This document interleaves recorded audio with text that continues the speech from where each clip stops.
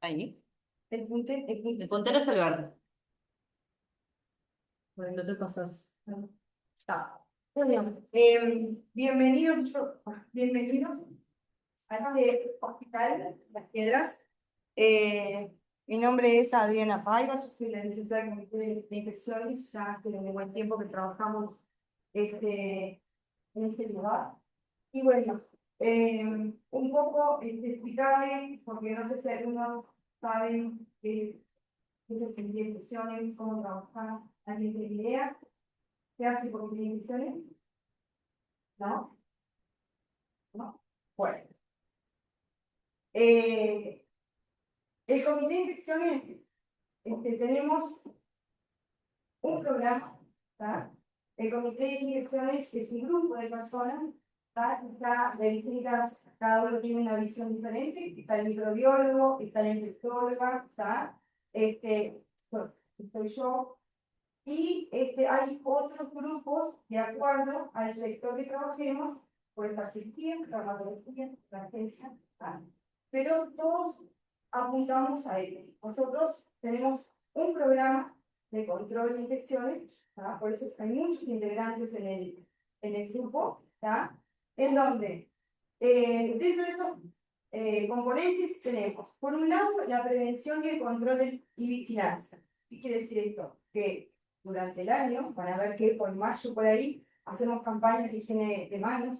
No quiere decir que de repente veamos que ha bajado un poco el tema de higiene de manos y vayamos por un servicio y hagamos algunas pruebitas ahí para ver y fortalecer la higiene de manos, ¿tá?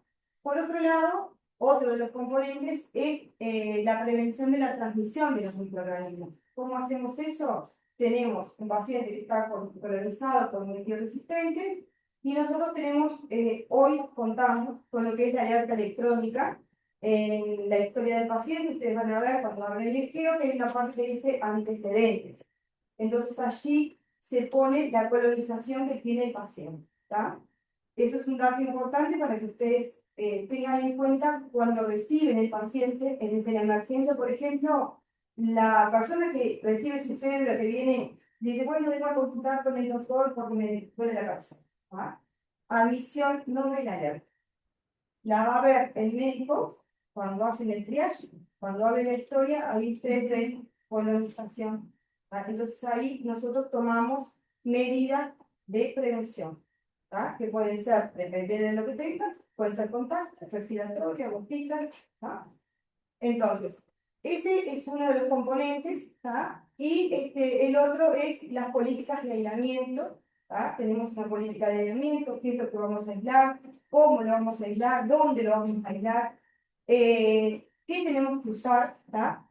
Y la limpieza del entorno, ¿tá? Que hoy por hoy tenemos una empresa tercerizada, pero en los lugares que son como lo quirúrgico, áreas cerradas, tenemos de nuestro hospital.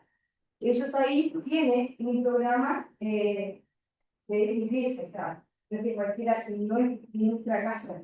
El hospital no es nuestra casa. Tenemos que tener una técnica y una cierta cantidad de productos y tiempo de acción de esos productos para poder tener una seguridad de que el siguiente paciente no se infecte o no se colonice con otras cosas.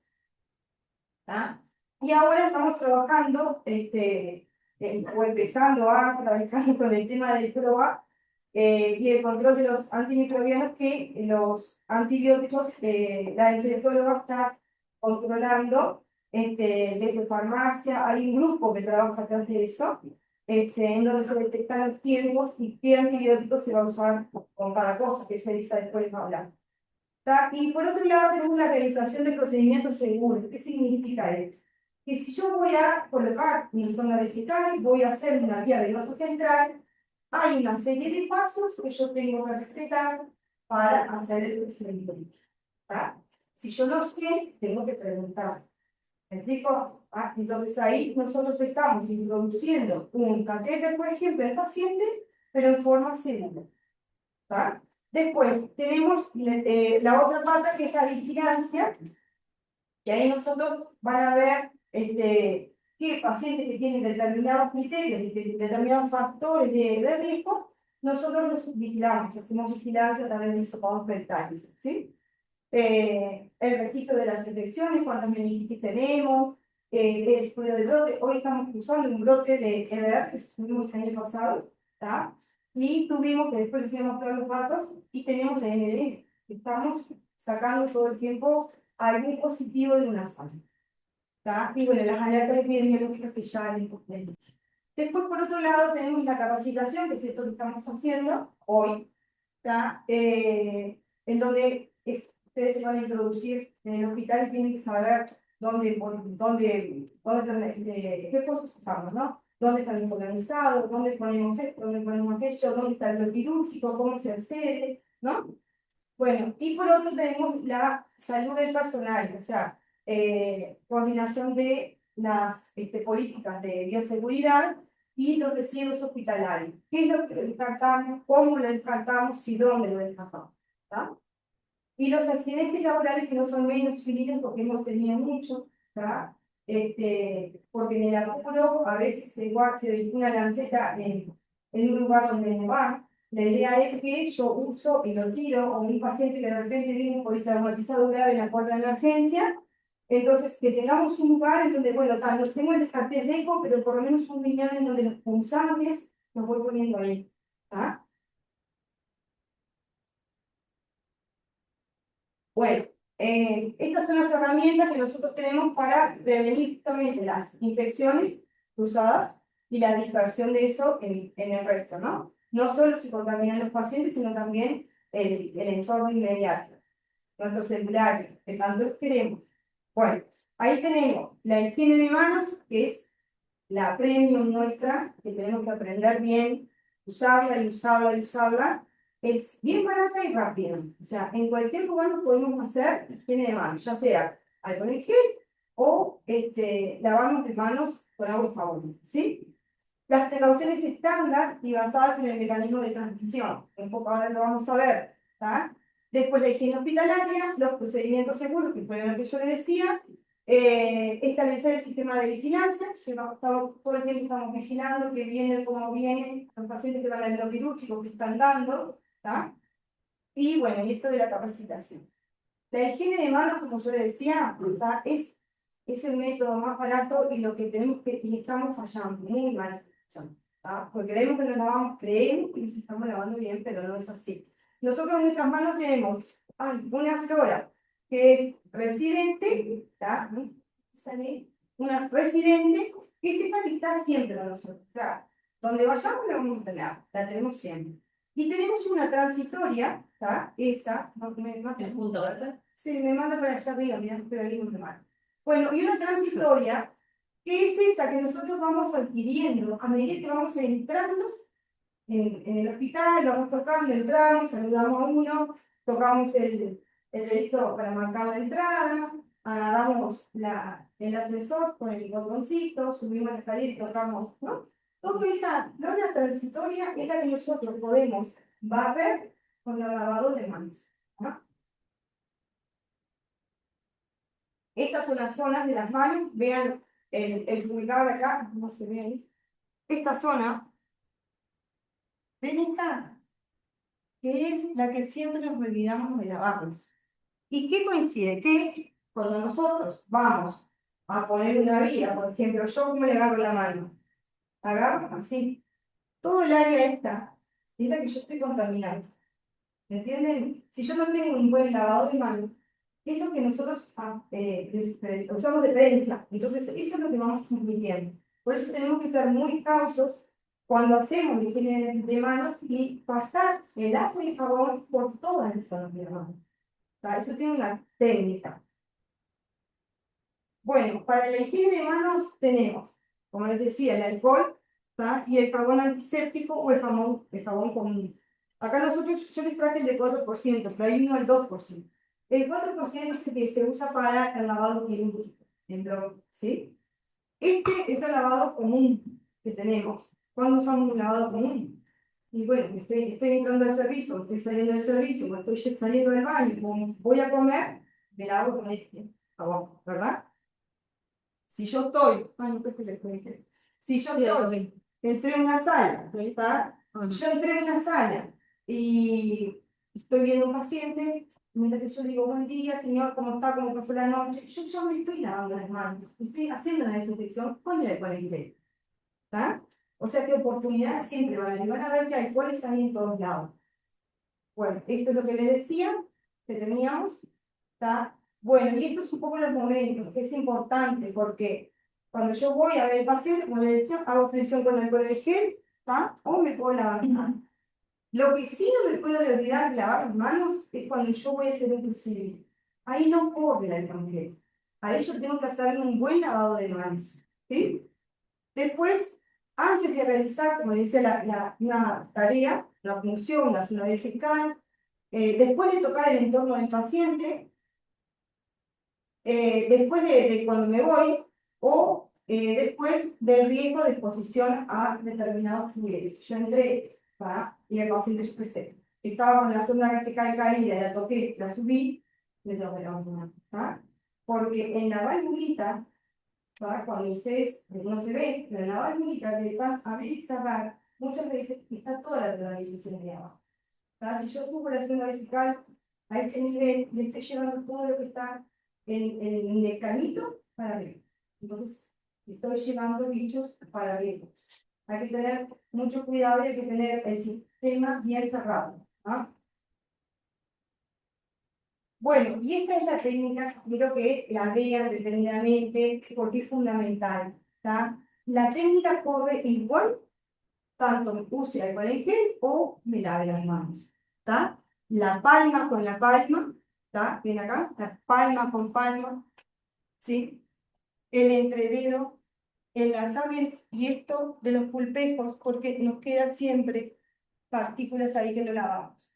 El dedo gordo, como les decía, ¿tá? La palma de la mano, y después me enjuago. No cierro con mis manos. Agarro el papel, me seco las manos y con el papel cierro, porque si no me vuelvo a contaminar las manos. ¿Me explico? ¿Tá? El lavado de manos, que son 60 segundos, un minuto. Anda que los cumpla feliz y ya está. ¿Ah? Porque si yo voy a tener el contador ahí para que digan, bueno, ya está suficiente, ya accionó el favor, ya me barrió. No. Tanten un poquito que los cumpla feliz, no, que los cumpla feliz, no. Ya está, es el minuto. Y el desinfectante es la mitad del tiempo. O sea que es muy importante que lo tengan presente, porque si usaran una buena técnica, habría muchas menos infecciones hospitalarias que hoy. Bueno, entonces, cuando están visiblemente sucias, cuando hay exposición o después de ir al baño. Créanme que mucha gente sale del baño y se le va a sentir, porque lo he verificado. Nadie se tira la cisterna y sale rápido. No, si yo tiro la cisterna y me lavo las manos, tengo un tiempo en el baño para después salir. ¿Ah? Bueno, para la higiene de manos es muy importante recordar esto. ¿Tá? Retirar los anillos, las pulseras. ¿Tá? No usar las uñas postizas ni esculpidas, esas que son así larguísimas. Digo, vos podés tener una uña, pero cortita, es la mía. ¿Tá? Y las mangas largas deben levantarse hasta la altura del codo. ¿Sí? Si yo voy a hacer un procedimiento, no puedo estar con todo el pelo chiquitín arriba del paciente. Tengo que atarme el pelo, ¿tá? También. Eso es otra de las cosas que se ven y estamos llevando y nos estamos llevando cosas del paciente. ¿Tá? El uso de guantes, digo, no me lavo las manos, el uso de guantes no se reemplaza la higiene de manos. Si ustedes se ponen un guante, van a ver que yo me lo saco y está lleno de unas partículas blancas. ¿Va? Entonces digo, tengo que lavarme las manos.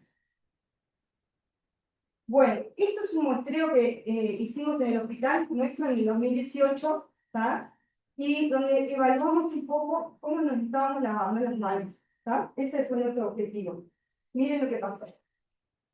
¿Tá? Esto fue en el pre-lavado. Miren en el post-lavado. ¿Tá? ¿Lo ven? Porque hay cantidad de colonias, bajó, ¿no? O sea que es efectivo. Podría haber sido mejor, ¿no? Pero bueno, esa persona no se lavó muy bien. Miren el estetoscopio, chicos. Eso es lo que llevamos siempre a ver al paciente. Nadie lava las olivas de los estetoscopios, nadie lava ¿cómo se llama? La membranita del estetoscopio. Miren, así fue a un paciente. Eso lo saqué yo cuando el médico iba a hacer esto al paciente. ¿Está? Y después que se limpió con el alcohol, miren cómo quedó. ¿Ven? Es fundamental lo que es la limpieza, no solo, bueno, las manos, el uso cotidiano de determinados artículos que usamos a diario. Bueno, y en relación a las precauciones por aislamiento, hay unas precauciones que se llaman estándar y es esa que usamos siempre, con todos los pacientes. ¿Qué quiere decir eso? Ahí está, en la higiene de manos, independientemente qué tenga ese paciente, yo sé que me tengo que lavar las manos para tratar con ese paciente. Si el paciente tiene una gripe o está con tos, estornuda eso, ¿qué voy a usar? Le tengo que poner un tapabocas, porque posiblemente me pueda contagiar de gripe, ¿no? Que ahora se viene toda la parte respiratoria. De acuerdo a lo que yo veo o voy, el procedimiento que voy a hacer es el EPP que yo voy a usar. Si bien es un politraumatizado grave, es bueno que tengamos previsto material a mano, porque si vemos que hay mucha sangre, ya sabemos que tenemos que empezar a poner, ¿no? Guantes sobre túnica, y por qué no también un tapabocas quirúrgico, porque a veces pasa que hay un paciente que ingresó, no es politraumatizado, pero otro con una meningitis, y después, ¿sabes? Tenía una meningitis ahí, ¿y quién estuvo? ¿Y cómo el tratamiento? ¿Y el antibiótico? ¿Entienden? Entonces, de acuerdo a lo que yo voy a hacer y al procedimiento, es la técnica que voy a hacer. Si voy a entrar en un aislamiento de contacto, contacto, los bichos no vuelan, los trasladamos nosotros de un lugar al otro. Si es un enterococo, que es lo que más tenemos, sabemos que está en el tubo digestivo. O sea que ese paciente cada vez que inmoviliza, es de riesgo, y puede transmitir ahí el microorganismo si no hay una buena limpieza. Entonces ahí me voy a poner higiene de manos, me voy a poner la sobretúnica y los guantes. ¿Sí? Si es uno respiratorio, o sea, el paciente que tiene, por ejemplo, el sospechoso de un VIH, ¿sí? Entonces ahí higiene de manos y uso el tapabocas. Depende de la actividad que voy a hacer dentro del tratamiento o con el paciente, es lo siguiente que voy a usar. ¿Me explico? Después tenemos el aislamiento por gotitas, que son el adenovirus, el rinovirus, que eso fundamentalmente pasa en lo que es por la gripe. En pediatría se usa mucho. ¿Tengo que vestirme todo? No. Solo me tengo que poner el tapaboca y hacerme una buena higiene de manos. Ahora, si yo voy a aspirar secreciones, sí voy a tener que proteger el uniforme, voy a tener que usar una sobretúnica. Porque en pediatría vieron que los niños polvorizan, ¿sí? Además te pueden vomitar, ¿sí? ¿Voy claro hasta acá o...? Sí. Bueno, dentro de las precauciones estándar, entonces tenemos la higiene de manos, los elementos de barrera, como dijimos, el EPP, la sobretúnica, los guantes, los tapabocas, el manejo adecuado de los instrumentos cortopunzantes, saber qué es lo que voy a descartar en cada cosa, la desinfección y la esterilización de los instrumentales. Si yo voy a acceder a una cavidad estéril, no voy a usar algo limpio. ¿Me explico? Estamos claros con eso, ¿no? La limpieza y el manejo de la ropa, la vajilla y las superficies, y la eliminación de los residuos. Esto es un poco lo que hice en la tabla para que vean, por ejemplo, si yo estoy pensando en una transmisión aérea, la persona va a ir a una habitación individual, voy a usar una mascarilla N95, las precauciones, los guantes, puedo o no puedo, depende de la actividad que voy a hacer, y la porque si yo voy y no lo toco, no hay secreciones, no hay nada que me lleve a decir, bueno, me puedo contaminar las manos, con una buena higiene de manos no estaría transmitiendo nada. La puerta siempre tiene que estar cerrada, Y el paciente, cuando voy a trasladarlo, no le meto un N95. El N95 también te va con el sopo. El paciente va con un tapabocas quirúrgico. Si lo tengo que aislar en un box porque momentáneamente no tengo un área de aislamiento, le pongo un tapabocas quirúrgico, ¿Sí? Entonces, eso es muy importante porque si no estamos malgastando los materiales que tenemos, todos los insumos que cuestan. Nuestro hospital tiene todos los insumos los tiene. Si les dicen que no hay, es mentira. Tienen que ir a buscar donde están. ¿Ah? Por gotitas, habitación también individual, si es posible. A veces van a ver que en pediatría, si son, nosotros tenemos el panel, el panel viral, ¿tá? Entonces ahí rápidamente ya sabemos si tiene una D o si tiene una. Entonces, ¿qué hacemos? Por DDD, el mismo bichito. ¿Tá? También mascarilla quirúrgica, la quirúrgica, precaución estándar para batas y guantes, depende de la actividad que voy a hacer, y el traslado por mascarilla quirúrgica.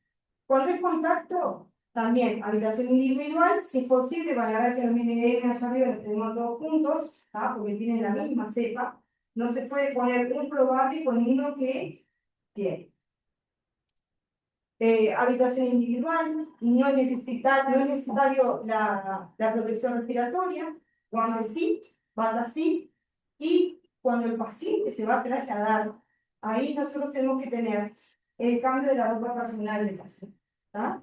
Ropa limpia, si va al bloque que se bañe, ¿tá? Antes del traslado, y obviamente avisar dónde va el paciente que está colonizado o que tiene tal bicho, ¿no? Y tenemos después el inverso, que es al revés, ¿no? En donde el paciente no tiene nada, tiene las defensas muy bajas y nosotros somos potenciales transmisores para él, ¿sí? Entonces, ese paciente sí, ahí tenemos que cuidarlo de todo. Entonces, usamos la mascarilla, los guantes, la bata, y el paciente cuando lo trasladamos, mascarilla quirúrgica. No sé si tienen alguna pregunta hasta acá, ¿no?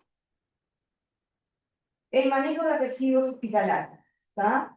¿Qué descartamos en la bolsa roja? Bueno, ahí va todo lo que está en contacto con el paciente, ¿está? Los reactivos, las placas de PET en laboratorio, todo lo que, que sale del paciente. En internaciones, ¿está? Ustedes van a ver que hay una bolsa roja y una bolsa negra en cada baño, ¿está?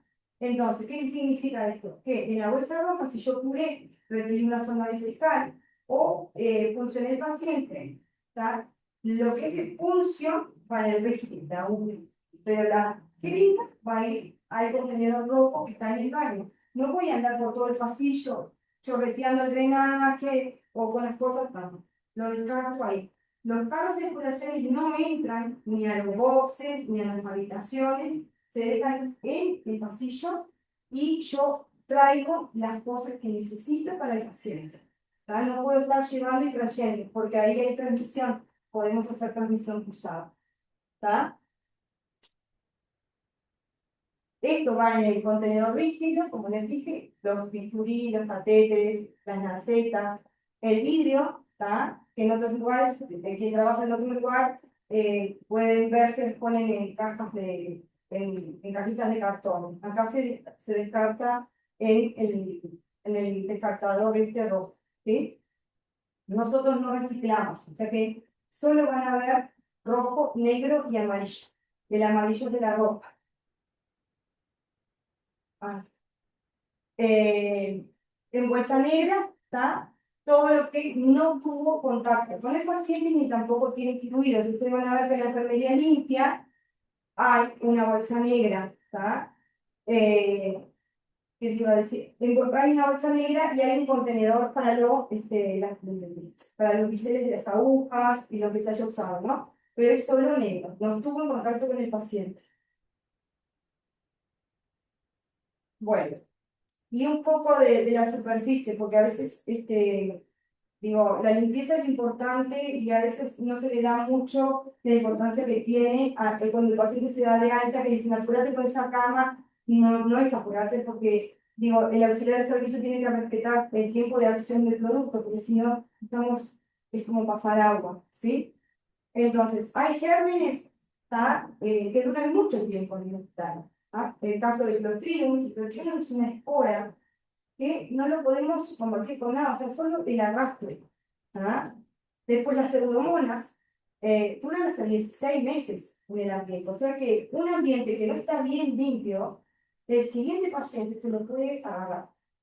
¿Tá? Vean la duración de los más conocidos, ¿no? La Klebsiella, que es lo que tenemos, el Staphylococcus pneumoniae, digo, Es importante el tiempo de duración que tienen en el alimento.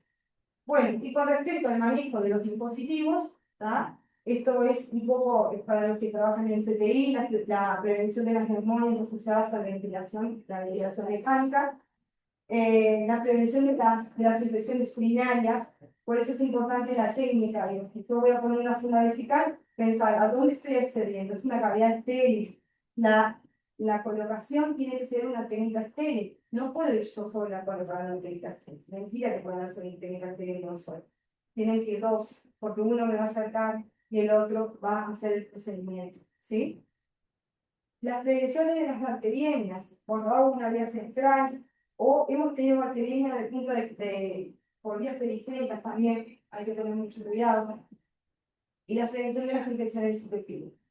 ¿Está?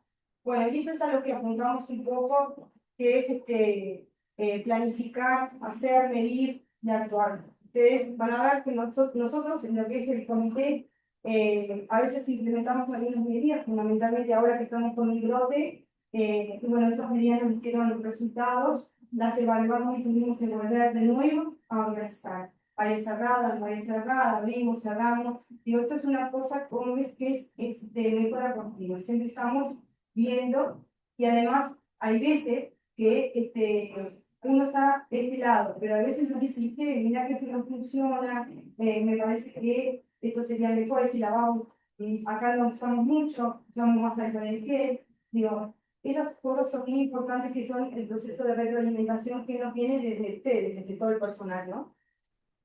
Bueno, y después esta es la vigilancia diaria que nosotros hacemos. Pacientes que están internados por más de 7 días, los vigilamos, les hacemos el rectal. Los provenientes de CTI, tanto público como privado, y los provenientes también desde otros centros asistenciales. Estas pautas justo ahora las estamos viendo con el ISA y la otra parte del equipo del comité, que seguramente van a cambiar. Y miren cómo estamos ahora. En el año 2025 tuvimos 97 casos, ¿da? De multiresistencia.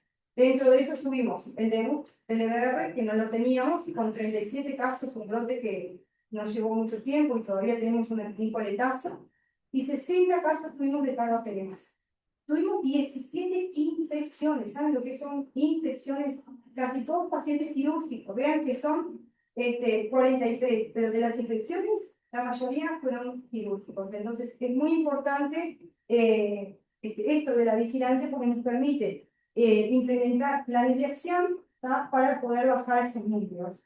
Y es muy importante el tema de los aislamientos, respetar el aislamiento, ¿no? Porque nos ha pasado que en la vigilancia no hemos tenido una sala, el foco no está en una sala, sino que nos sale en esta punta y después en la otra. O sea que somos nosotros mismos los que estamos llevando el bicho de un lugar al otro, ya sea a través del saturómetro que está mal desinfectado, un carro que ya ha entrado en la misma habitación y no nos hayamos dado cuenta, o alguien que entró con una chata, tenemos un entero, ese entero está dentro, cada vez que movilizamos se va. Entonces, es muy importante. Y en el 2026 ya llevamos al día de febrero 21 casos.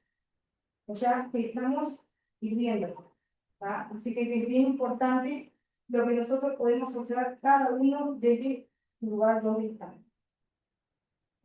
Bueno, esto es algo que tenemos que exigirnos entre todos, porque a veces uno está viendo un paciente, uno te diste cuenta y tu compañero va a hacer otra cosa y va a decir, oh,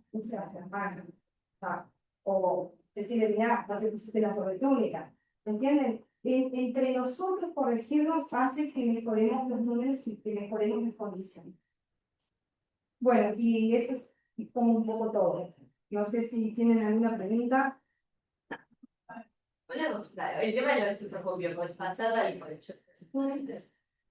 O sea, sí, pero el curso de eso, para eso Los teléfonos, los teléfonos, eso. no hay que traer ¿Qué es lo que más pasa? una cosa, un teléfono, porque no van a llevar teléfono. Pero bueno, ahora todos tenemos. Después al final tenés el teléfono. Sí, sí, Al porque final, si no damos. Bueno, yo soy Elisa Cabeza es mi nombre, soy infectóloga. Y bueno, quería preguntarles algo antes de arrancar con la charla. cuando Adriana habló de los tipos de aislamiento, vieron que a veces uno como que se entrevera, ¿no? No sabe si ponerte N95, si ponerte una mascarilla quirúrgica. ¿Tienen claro cuándo tenemos que poner una N95 o no? Más o menos. Pregunto esto ¿Saben qué es porque la es momento de ahora. Pregunto esto porque, digo, es una duda frecuente y que capaz que cuando yo era interna tampoco lo sabía, probablemente. ¿Tá? El N95 vieron que son los tapabocas rígidos, ¿tá? Se llaman N95 porque tienen la efectividad de que no pasen el 95% de las bacterias, digamos, de las bacterias y los virus, los microorganismos en general, que miden menos de 5 micras, ¿tá? O sea que son esas gotitas que nosotros exhalamos con la tos, cuando hablamos, cuando estornudamos, que miden menos de 5 gotitas, 5 micras. ¿Por qué les hago esta puntualización? Porque el aislamiento por gotas son aquellas gotas que exhalamos que son mayores a 5 micras. Entonces, ¿qué pasa con esas gotas? Como son más grandes, caen, ¿tá? Cuando nosotros no quedan en el ambiente, ¿no? Entonces, las gotitas de flujo, las gotitas de menores de 5 micras son las que se trasladan con las corrientes de aire y son en las que está la tuberculosis, el sarampión, la varicela, la rubiola, el COVID, ¿tá? Y la neumocistosis, ¿sí? Son los únicos microorganismos que requieren el 95. Al resto, estamos bien con un tapabocas quirúrgico, ¿sí? Porque van a ser gotitas mayores a 5 micras. Eso quiere decir que yo la voy a exhalar y va a caer. Por eso, incluso hay algunos hospitales que dicen que si hay una separación de 1 metro entre un paciente y el otro y se pone un tapaboca quirúrgico, estamos bien. No necesitamos estar. Digo esto porque a veces ediliciamente es muy difícil aislar a todos los pacientes. Por ejemplo, ahora viene el invierno y tenés 5 gripes o cuando tuvimos el COVID. Bueno, tan importante es que haya 1 metro de separación entre camas y que los pacientes estén con tapaboca quirúrgico. ¿Tá? Lo de la mascarilla, hoy cuando Adriana les decía lo de la tuberculosis, el paciente, cuando trasladamos al paciente o el paciente está dentro de la habitación, no es necesario que el paciente se ponga en el 95. Y eso es como una confusión bastante frecuente, que llegamos y el paciente está con el N95 pobre sufriendo ahí, con el N95 acá en la pera, que no sirve para nada. Vieron que el N95 hay una forma de ponérselo, las tiras van en un lugar específico, no se cruzan, no se atan, ¿no? La enorme masa de la gente se pone mal el N95 y a su vez hay que sellarlo y hacer una prueba de que no sale aire por ningún lado. Imagínense el paciente con el N95 acá, o sea, no sirve de nada. Lo único que le genera a alguien que está con tos, que se siente mal, que le falta el aire, es sentirse peor, ¿está? Entonces, y además no frena que las gotitas de flujo salgan, porque no está cumpliendo su rol, ¿sí? Entonces no tiene sentido. Los pacientes con tuberculosis van con tapabocas quirúrgicos y el que se tiene que cuidar es el que se pone el N95, ¿sí?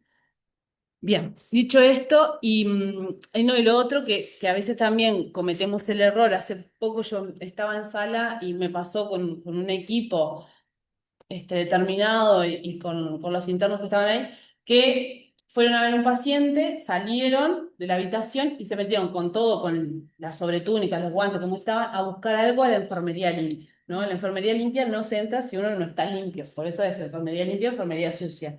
Y eso que les decía Adriana de que no hay una bolsa roja en la enfermería limpia. Es a propósito que no hay una bolsa roja para que nosotros no descartemos cosas contaminadas con materia orgánica de los pacientes en una enfermería que debería estar totalmente limpia, porque ahí se prepara la medicación que le pasamos por la vena de la gente. Entonces no podemos cruzar cosas, ¿está? Eso me parece importante porque hay una enfermería sucia en la cual sí, es para descartar las cosas de los pacientes, los residuos y demás. Eso está todo muy pensado en un hospital. Digamos, las cosas no están dispuestas de forma errática, digamos, está todo muy protocolizado, ¿sí? Y si ustedes tienen alguna duda, lo que hay que hacer es preguntarle a la licenciada del lugar, probablemente sepa responderle las dudas que tengan con respecto a lo que es la limpieza hospitalaria, la circulación de los desechos y demás, ¿sí?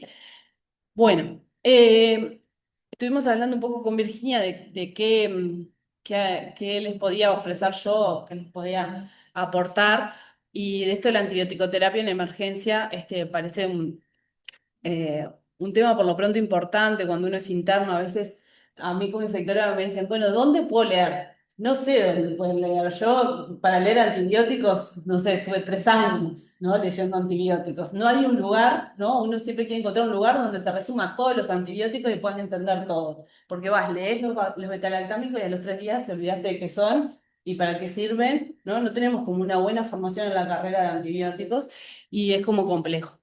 Bueno, entonces yo les quería transmitir esto de la resistencia antimicrobiana, ¿no? ¿Cuál es el problema que tenemos? Hoy Adriana les estaba contando de los brotes que hemos tenido acá en el hospital. El hospital igual no es ajeno al resto del país. Esto está pasando en todos lados, ¿está? En las mutualistas, en los hospitales y en el resto del mundo. No es Uruguay que tenemos resistencia, ¿no? Entonces, hoy en día es uno de los principales problemas de salud pública. En el 2019 hubo casi 5 millones de muertes asociados a infecciones por resistencia. 1,27 millones fueron directamente atribuibles a infecciones por bacterias resistentes y la resistencia antimicrobiana hoy en día supera la mortalidad del VIH y la malaria, ¿no? Hasta hace unos años se hablaba que la malaria era la causa que por un único microorganismo mataba a más personas en el mundo, ¿no? Después fue el VIH, estuvo la tuberculosis también en ese top de causas de mortalidad y ahora es la resistencia antimicrobiana. ¿Por qué? Porque no tenemos con qué tratar a los pacientes.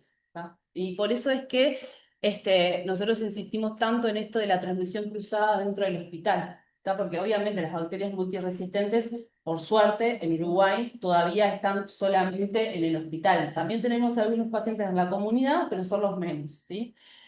Entonces, ¿cuáles son las bacterias? Escherichia coli, Staphylococcus aureus, Klebsiella pneumoniae, Streptococcus pneumoniae y Acinetobacter baumannii son los que mayor carga dan en cuanto a la resistencia antimicrobiana a nivel del mundo. ¿Tá? O sea, son bacterias comunes y corrientes, ¿no? Ninguna rareza.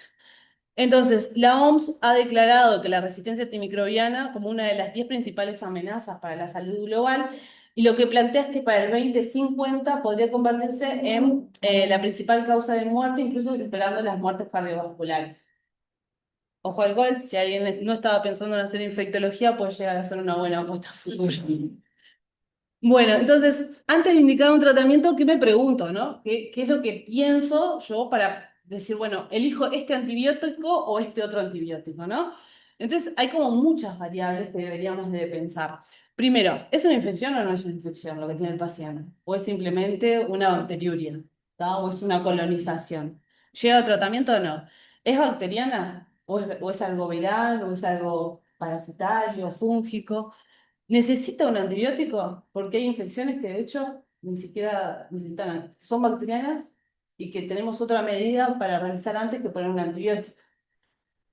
¿Qué foco sospecho? Porque el foco obviamente que va a determinar qué antibiótico use. No es lo mismo tratar piel y partes blandas que tratar algo dentro de la cavidad abdominal o que tratar una bacteriemia.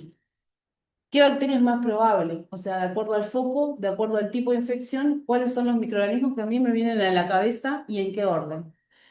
¿Es grave lo que está pasando con el paciente? ¿Es una infección grave? ¿Necesita ya el antibiótico o es una espondilodicitis que lleva 5 meses y que puede esperar a que yo le puncione la vértebra y tener el microorganismo en mano antes de ponerle el antibiótico? ¿No? Bueno, esto si necesita antibióticos urgente y si tengo cultivos. Si tengo cultivos, si no tengo, hacerlos en ese momento. O sea, estas son como algunas de las preguntas que uno debería de poder responderse rápidamente en el momento que está viendo el paciente para ver qué antibiótico ponemos. Entonces, ¿con qué antibióticos contamos? ¿Cuáles se les viene a la cabeza? ¿Así un antibiótico que ustedes sepan? Los beta-lactámicos, ahí va. ¿Eh? Acrólidos. Igual me encanta que haya venido primero el beta-lactámico porque es la mejor familia de antibióticos. Los beta-lactámicos nos cambiaron la vida desde el inicio del descubrimiento de la penicilina. Después de la heladera y como ese el saneamiento fue de las medidas de salud pública con mayor impacto en la esperanza de vida de la humanidad.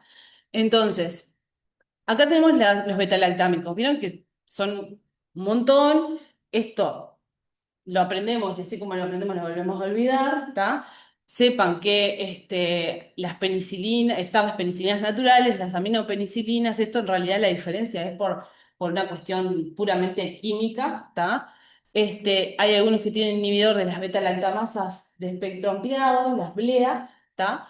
con el clavulánico, con el sulbactam o con el taxobactam. Después tenemos las penicilinas antiestafilocóxicas, ¿tá? Que básicamente acá en Uruguay no tenemos, pero vieron que a veces seguro lo vieron en algún informe de microbiología que pone Staphylococcus aureus, oxacilina sensible o meticilina sensible, ¿tá? Son esas antiestafilocóxicas que se usan para buscar determinados mecanismos de resistencia, o sea, que se usan más en el laboratorio. Digo porque capaz que en algún momento les suena lo de la oxacilina. Después están todas las cefalosporinas, ¿no? Las de primera, segunda, de acuerdo a la generación de cefalosporinas, van ganando, digamos, las cefalosporinas de cuarta y quinta generación tienen mucho más espectro frente a bacilos gram negativos que las de primera y segunda. Las de primera y segunda son más para cocos, gram positivos, y las otras más y van perdiendo, las de cuarta y quinta van perdiendo espectro frente a los cocos gram positivos y van ganando frente a los bacilos gram negativos. ¿Está? Después tenemos los carbapenems, un grupo hermoso de antibióticos, y los monobactámicos como el astronam. Capaz que les suena el astronam o lo escucharon últimamente. Es un antibiótico viejo, pero que estamos rescatando porque nos estamos quedando sin antibióticos. ¿Está? Ahora, ¿qué hacen los betalactámicos? ¿Por qué son un grupo de antibióticos tan importante? Porque inhiben el crecimiento de la pared celular de la bacteria. Si la bacteria no tiene pared, no puede mantener la ósmosis y muere. ¿Tá? Son bactericidas, entonces eso quiere decir que matan rápidamente la colonia, no son como otros antibióticos que son bacteriostáticos. Entonces, es muy raro que alguien que sepa infectología arme un plan antibiótico sin un beta-lactam. Uno siempre debería de pensar al revés. ¿Por qué no estoy poniendo un beta-lactam en una infección cualquiera? ¿Está? Una infección de peripartos blandos, una infección urinaria, ¿por qué estoy poniendo otro antibiótico? Porque en realidad estos antibióticos son los más potentes en cuanto a una infección aguda en curso. ¿Por qué? Porque disminuyen rápidamente la carga bacteriana, porque van a actuar en un lugar en el cual la bacteria está muy activa metabólicamente, está generando más peptidoglicano, más pared celular, se quiere multiplicar, ¿tá? Entonces, en esas bacterias, en esas colonias que están súper activas, los betalactámicos rápidamente van a tener acción, ¿sí? Hay algunas infecciones en particular en los cuales los beta-lactámicos tenemos que ayudarlos con otro antibiótico, ¿tá? Y eso es sobre todo cuando hay mucha pus, cuando hay mucha purulencia. ¿Por qué es eso?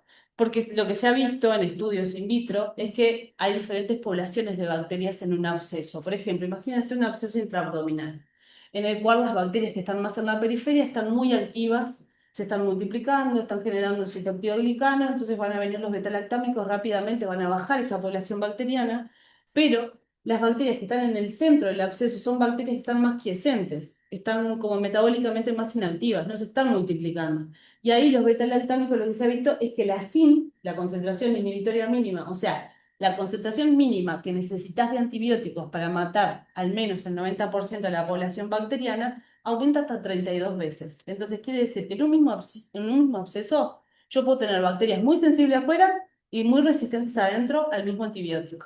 Entonces ustedes verán que muchas veces, por ejemplo, a mí me preguntan en un absceso intraabdominal qué antibiótico poner y elijo un beta-lactámico y un aminoglucósido. ¿Por qué? Porque el aminoglucósido va a ir a actuar en la unidad ribosomal y no necesito que la bacteria esté tan activa para que el aminoglucósido entre en la bacteria y la mate. Sí, así los beta-lactámicos.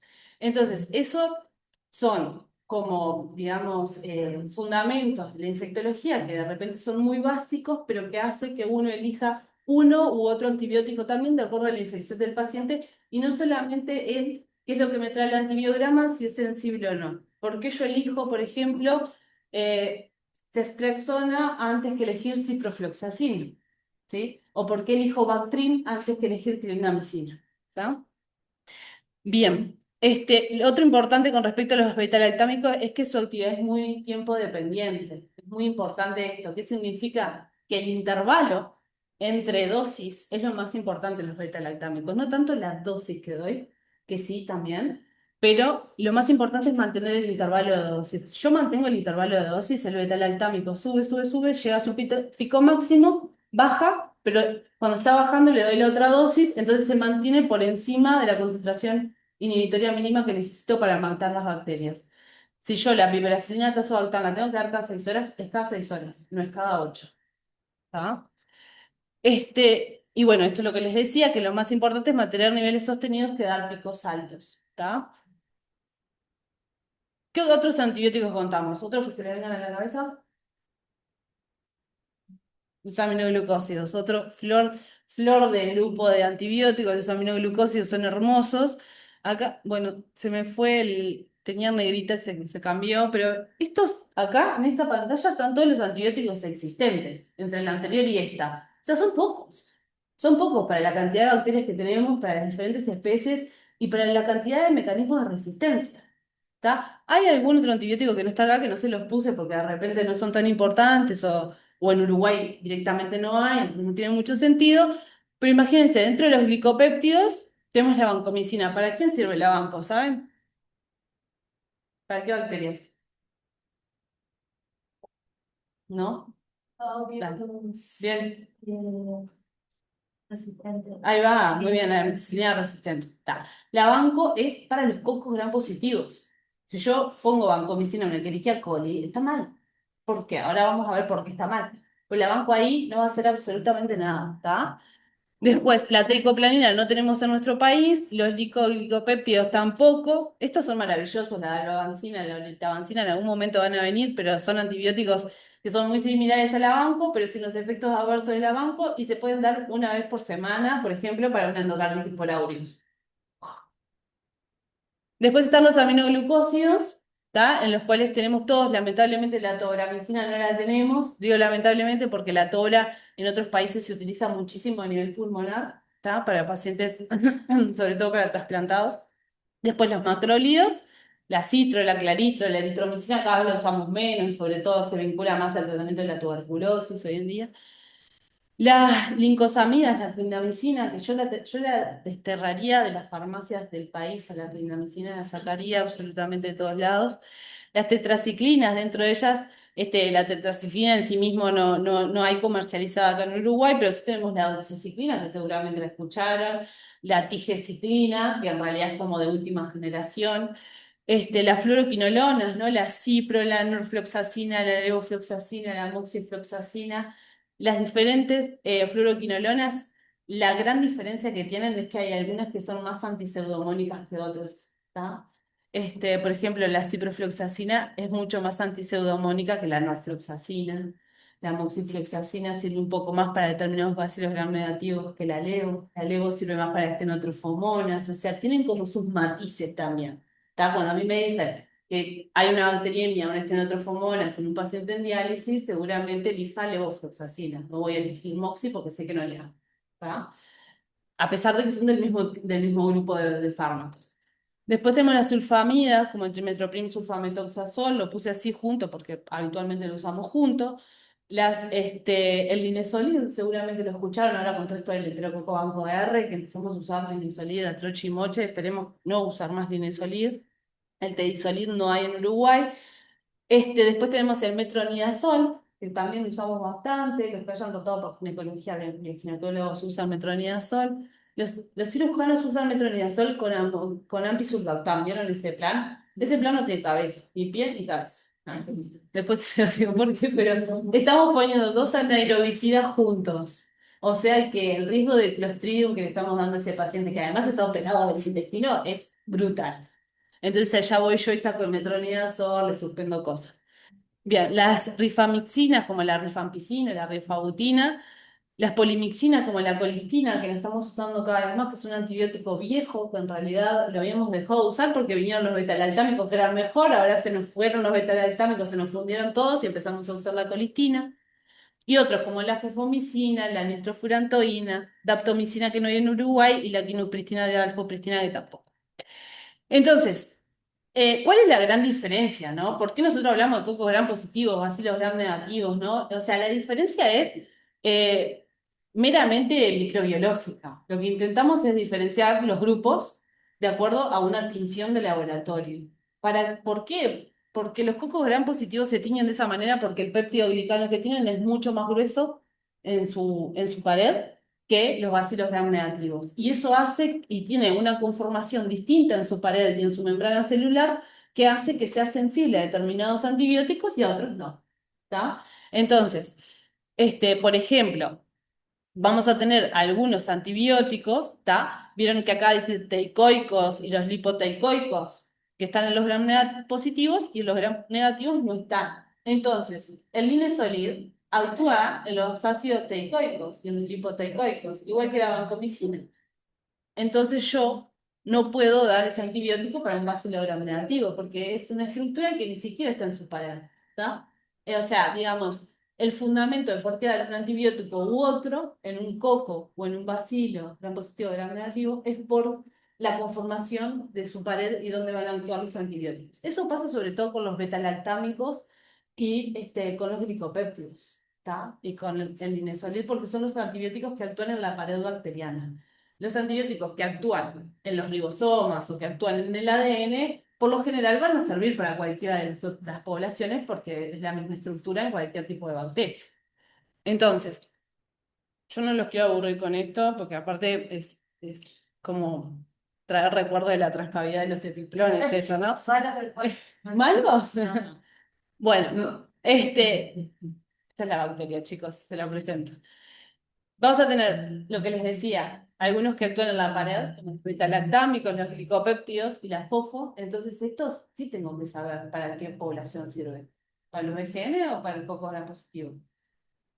Entonces, acá les puse una fotito que no es para que se la memoricen ni nada, pero es una fotito que acá pueden ver a la izquierda los gram positivos como en la pared y los gram negativos como en la pared. Es totalmente distinta la conformación y eso hace que los antibióticos que usemos sean distintos. Después, hay algunos que van a actuar en la membrana celular, ¿tá? Que es esta estructura que está ya por dentro de la pared celular y que lo que van a hacer es que esa membrana celular pierda la polarización y se vuelva más permeable, entonces que la bacteria se rompa, básicamente, ¿tá? Y ahí van a actuar sobre todo la optomicina y las polimixinas como la colistina. Después vamos a tener algunos que van a inhibir la síntesis proteica y estos son los que se pueden usar para todos, para cocos como para bacilos gram negativos, que son los que van a ir a pegarse en la subunidad ribosomal. ¿Se acuerdan de los ribosomas? Esto es biología celular prácticamente.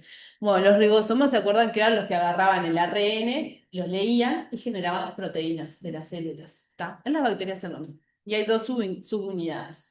Entonces, va a haber algunos antibióticos que van a actuar en una subunidad y otros en otra, y entonces la bacteria va a dejar de poder leer el ARN y va a dejar de poder hacer sus proteínas para poder seguir sobreviviendo y se va a morir. Básicamente es eso. Entonces ahí tenemos a los aminoglucósidos, las tetraciclinas, los macrólidos, las lincosamidas y el linezolid. Y después vamos a tener algunos que inhiben la síntesis de ADN, por ejemplo, las fluoroquinolonas y el metronidazol. Ahí, ¿se acuerdan? Teníamos todo aquello que nos enseñaban en bacterias de las topoisomerasas y las girasas y yo qué sé, que era aquello que plegaba, que giraba el ADN y no sé qué. Bueno, ahí van a actuar todos estos fármacos y también va a haber algunos que van a actuar en una enzima y otros que van a actuar en otro. Vieron que ahí, de hecho, acá tenemos los gram negativos que van a actuar en la ADN girasa y los gram positivos que van a actuar en la topoisomerasa. No importa, el antibiótico en definitiva va a ser lo mismo. La cipro me puede servir para un enterococo, o sea, un coco gram positivo, y también me puede servir para una Escherichia coli, que es un bacilo gram negativo. Va a actuar en lugares distintos, pero va a generar una inhibición de la síntesis de ADN en definitiva. ¿No? Y después los que inhiben el metabolismo del ácido fólico, el trimethoprimsulfametoxazol, básicamente, que por eso también nosotros nos quedamos anémicos, nos da toxicidad medular, porque también nos inhibe nuestra propia formación de folatos, es el trimetoprim y el sulfametoxazol, que actúan en diferentes momentos de la formación de la síntesis de los folatos, tanto en la 6-folato reductasa como en la 6-folato sintetasa, que son enzimas que son necesarias para generar nuestros folatos.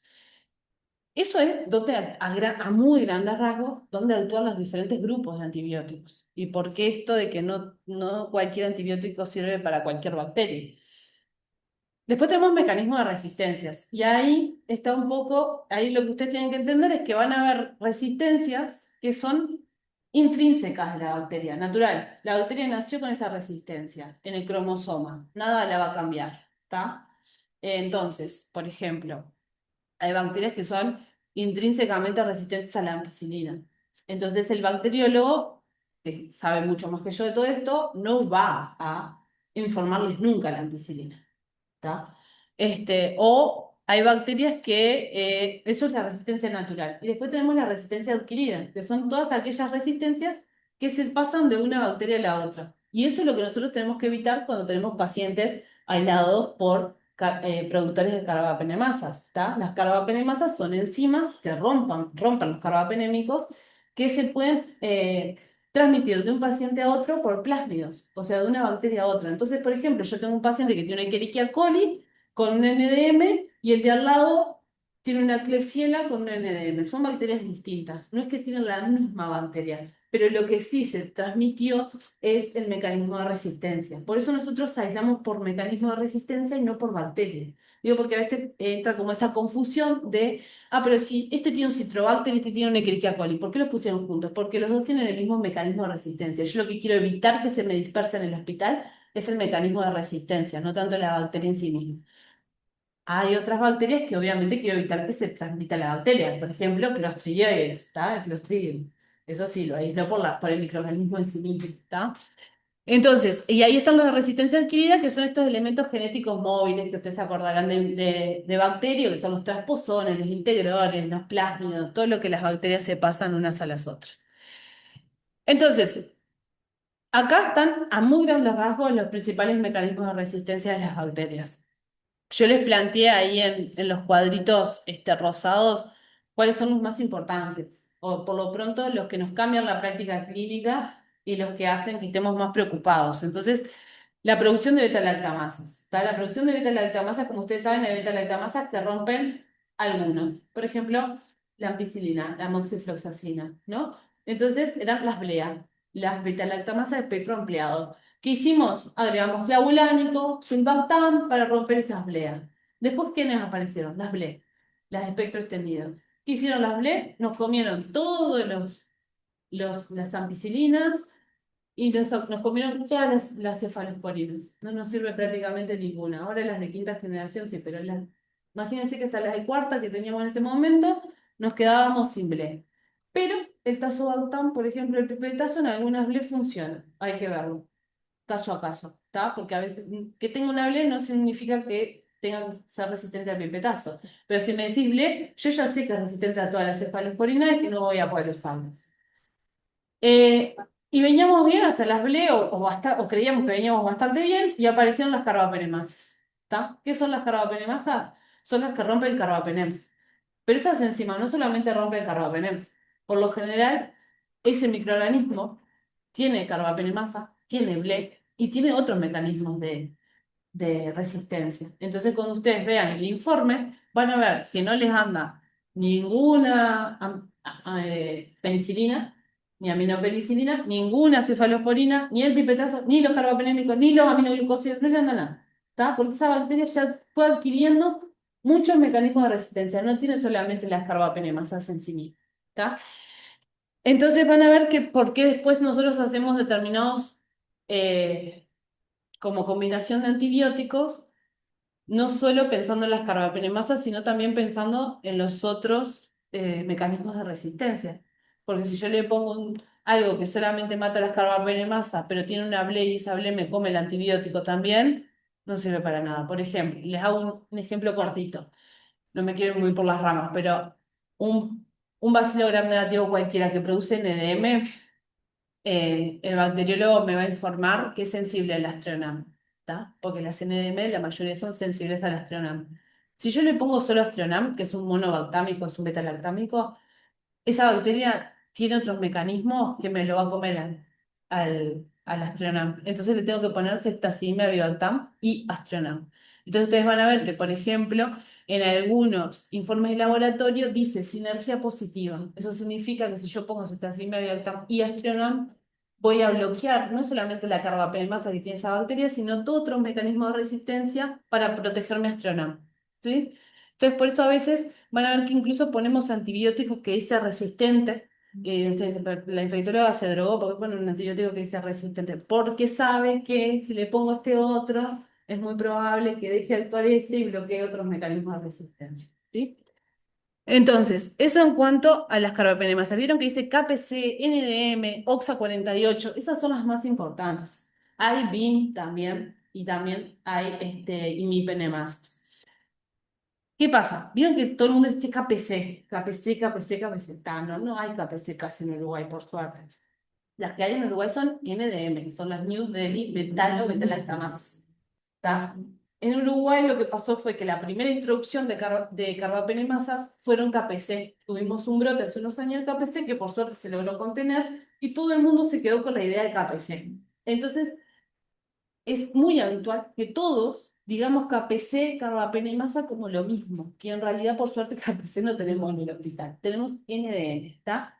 Eso es nada, es simplemente una diferenciación muy fina y que me interesa a mí, a microbiólogo y demás, pero si un día aparece una KPC de verdad, a mí cuando me dice tiene KPC, yo digo, pero es KPC, ¿por qué? Porque si no es KPC, si es KPC me voy a preocupar porque no tengo hasta ahora. Es que además en el área de aislamiento, no, como carga, pero es muy larga, le dicen KPC. El área de KPC. Capecera porque creció, la primera carbapenemasa fue en una Klebsiella pneumoniae, ¿tá? Y incluso por eso KPC. Antes se creía que solamente era la Klebsiella la que tenía carbapenemasa, después se dieron cuenta que no, que las carbapenemasas se pasan a través de pili, de una bacteria a la otra, como si nada, ¿está? Y bueno, le quedó. Las OXA son más que nada, y las BIM son mecanismos de resistencia que van a ver que están más que nada en los bacilos gram negativos que llamamos no fermentadores. Los no fermentadores son Acinetobacter, Pseudomonas, dentro de los más importantes, ¿tá? Son bichos odiosos que se quedan en las superficies, que son muy resistentes, ¿tá? Y que tienen estos mecanismos. Y la OXA, hay muchos tipos de OXA con diferentes números, no importa. La OXA 48 es una de las que más brotes ha generado y donde también hay más como documentación de brotes hospitalarios. Después tenemos esto de las bueno, y acá vieron que, por ejemplo, dice AMSE inducible, ¿está? AMSE inducible, las AMSE son un tipo de beta-lactamasas, ¿está? Ahora, vieron que es inducible, ¿está? Hay determinado tipo de bacterias, como por ejemplo, Aeromonas, Enterobacter, Estenotrofomonas, que tienen una enzima que la tienen en su cromosoma, pero que no la expresan, excepto si yo le pongo una cefalosporina de tercera generación. Entonces ustedes de repente van a ver que hay un enterobacter que dice sensible a ceftriaxona y yo vengo y le agrego un aminoglucósido. Dicen, pero ¿por qué le agregó si tiene ceftriaxona? Para cuidar la ceftriaxona, porque yo sé que va a reprimir el SAMC al tercer día de tratamiento y al cuarto día de tratamiento el paciente va a volver a hacer fiebre, va a volver a empeorar, ¿está? Y eso es porque induje la desrepresión de esa enzima que esa bacteria tenía. O sea, también hay mecanismos inducibles. ¿Inducibles por qué? Por antibióticos que yo pongo. ¿Está? Y después, otros mecanismos muy importantes, la resistencia a los glicopéptidos, y esto se los marqué sobre todo por el tema de enterococo. Vieron que enterococo, tenemos enterococos, digamos, los más importantes, fecal y fecium, ¿está?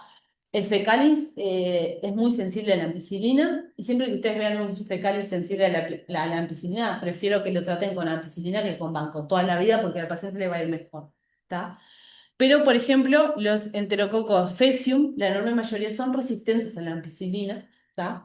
Los enterococos son intrínsecamente resistentes a las cefalosporinas, entonces no sirve, ¿tá? O sea, tienen un mecanismo cromosómico que hace que las cefalosporinas nada. Y por ahora veníamos bien porque teníamos la banco y le dábamos banco a todo el mundo, cuando venía un enterococo resistente a la AMPI y ya está, terminaba el problema. Y si teníamos una endocarditis por enterococo fecalis, era AMPI a altas dosis con un aminoglucósido para bajar la concentración y veníamos bárbaros. Apareció el enterococo banco resistente o lo que decía Adriana, EBR. ¿Está? Es un enterococo que tiene estos dos genes, pueden ser BAN-A o BAN-B, que son genes de resistencia, que le confieren resistencia a la vancomicina, ¿tá? Entonces ahí nos queda una única opción, que es el linezolid, ¿tá? Para los enterococos. El linezolid es un mal antibiótico, es un antibiótico que es bacteriostático, que sirve mucho, por ejemplo, si tenés una meningitis, sirve un montón, pero por ejemplo, para las bacteriemias es un mal antibiótico porque no se concentra muy bien. Para una infección urinaria es malo también, ¿tá? Entonces, nos está pasando que tenemos infecciones por bichos resistentes y antibióticos malos. Estamos como en la peor combinación, ¿tá? Bien, del mecanismo de la colistina no se los voy a contar porque Entonces después me puse a pensar qué podía aportarles más allá de todo esto, porque esto es como un masazo, pero es un masazo importante. Es, Me puse a pensar, cuando era interna, ¿qué veía en la puerta? Infección urinaria, neumonía, o neumuria, como me gusta decirlo a mí. Vieron que muchas veces llega el viejo y ¿qué tiene? Neumuria. ¿No? Nadie sabe qué tiene. Y le pusieron, ¿qué le pusieron? Dale, vamos. ¿Qué le pusieron al paciente? Sí, sí, sí. Obvio, ¿por qué? Porque va para las dos. Neumuria. De neumuria tenemos un montón. Y son los pacientes más difíciles.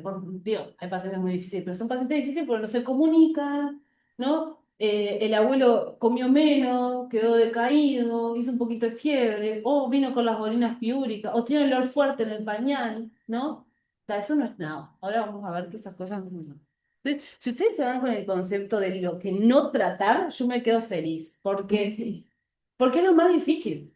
Decirle a un paciente, toma esto cada 8 horas es re fácil, pero decirle al paciente, no, no necesitas tomar antibióticos es mucho más difícil.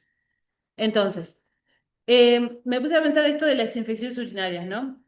Esto ustedes lo saben, que la infección urinaria es la presencia de los microorganismos patógenos en la vía urinaria asociada a la respuesta inflamatoria del huésped y a síntomas clínicos. Si no tengo estas tres cosas, no tengo infección urinaria. Tendré bacterias en la orina, bacteriuria, pero infección urinaria no tengo, ¿está? Entonces, tiene que tener síntomas. Hay pacientes que pueden ser más pausosintomáticos, sobre todo los inmunodeprimidos, ¿está? Este, tenemos que tener un examen de orina alterado, ¿no? Que tenga piocitos, que tenga leucocitos, que tenga nitritos. Los nitritos son la variable más importante en el examen de orina de infección urinaria, ¿está? Los nitritos y los piocitos. Después, por ejemplo, la esterasa más o menos, en las mujeres no sirve para mucho porque hay un poquito de flujo y te da la esterasa positiva, ¿está? Y bueno, estas premisas, ¿no? Bacterias en las orinas no es sinónimo de infección urinaria. Examen de orina alterado no es sinónimo de infección urinaria. Y la bacteriuria sin sintomatología es bacteriuria sintomática. ¿Está? No les puedo explicar la cantidad de pacientes que tengo acá y en otros lugares que vienen mujeres que vienen a la posmenopausia, donde es muy común que tengan bacterias en la orina, porque la uretra de la mujer es corta, porque el piso pélvico desciende un poquito la uretra, tienen un poquito de incontinencia, y todas tienen Escherichia coli en la orina. Y vienen con antibióticos. Y me lo operan en la casa, y amicacina, y crea de dos. Y vos decís, pero ¿por qué le hicieron todo este daño? Tiene que tomar agua, señora. ¿Está? Y esa es la parte más difícil. Entonces, esta es la clasificación clásica, ¿no? Baja, alta, no complicada, complicada, adquisición comunitaria, asociada a los cuidados de la salud. ¿Por qué me importa esta clasificación? Porque volvemos a lo que veníamos hablando atrás. Es lo que yo le voy a poner al paciente. Si yo tengo un paciente, chicos, que estuvo internado acá en piso y sabemos que está colonizado por una NDM y viene ahora por infección urinaria, ¿yo le voy a poner ceftriaxona? Y no, porque ¿qué significa que un paciente esté colonizado por un microorganismo con NDM?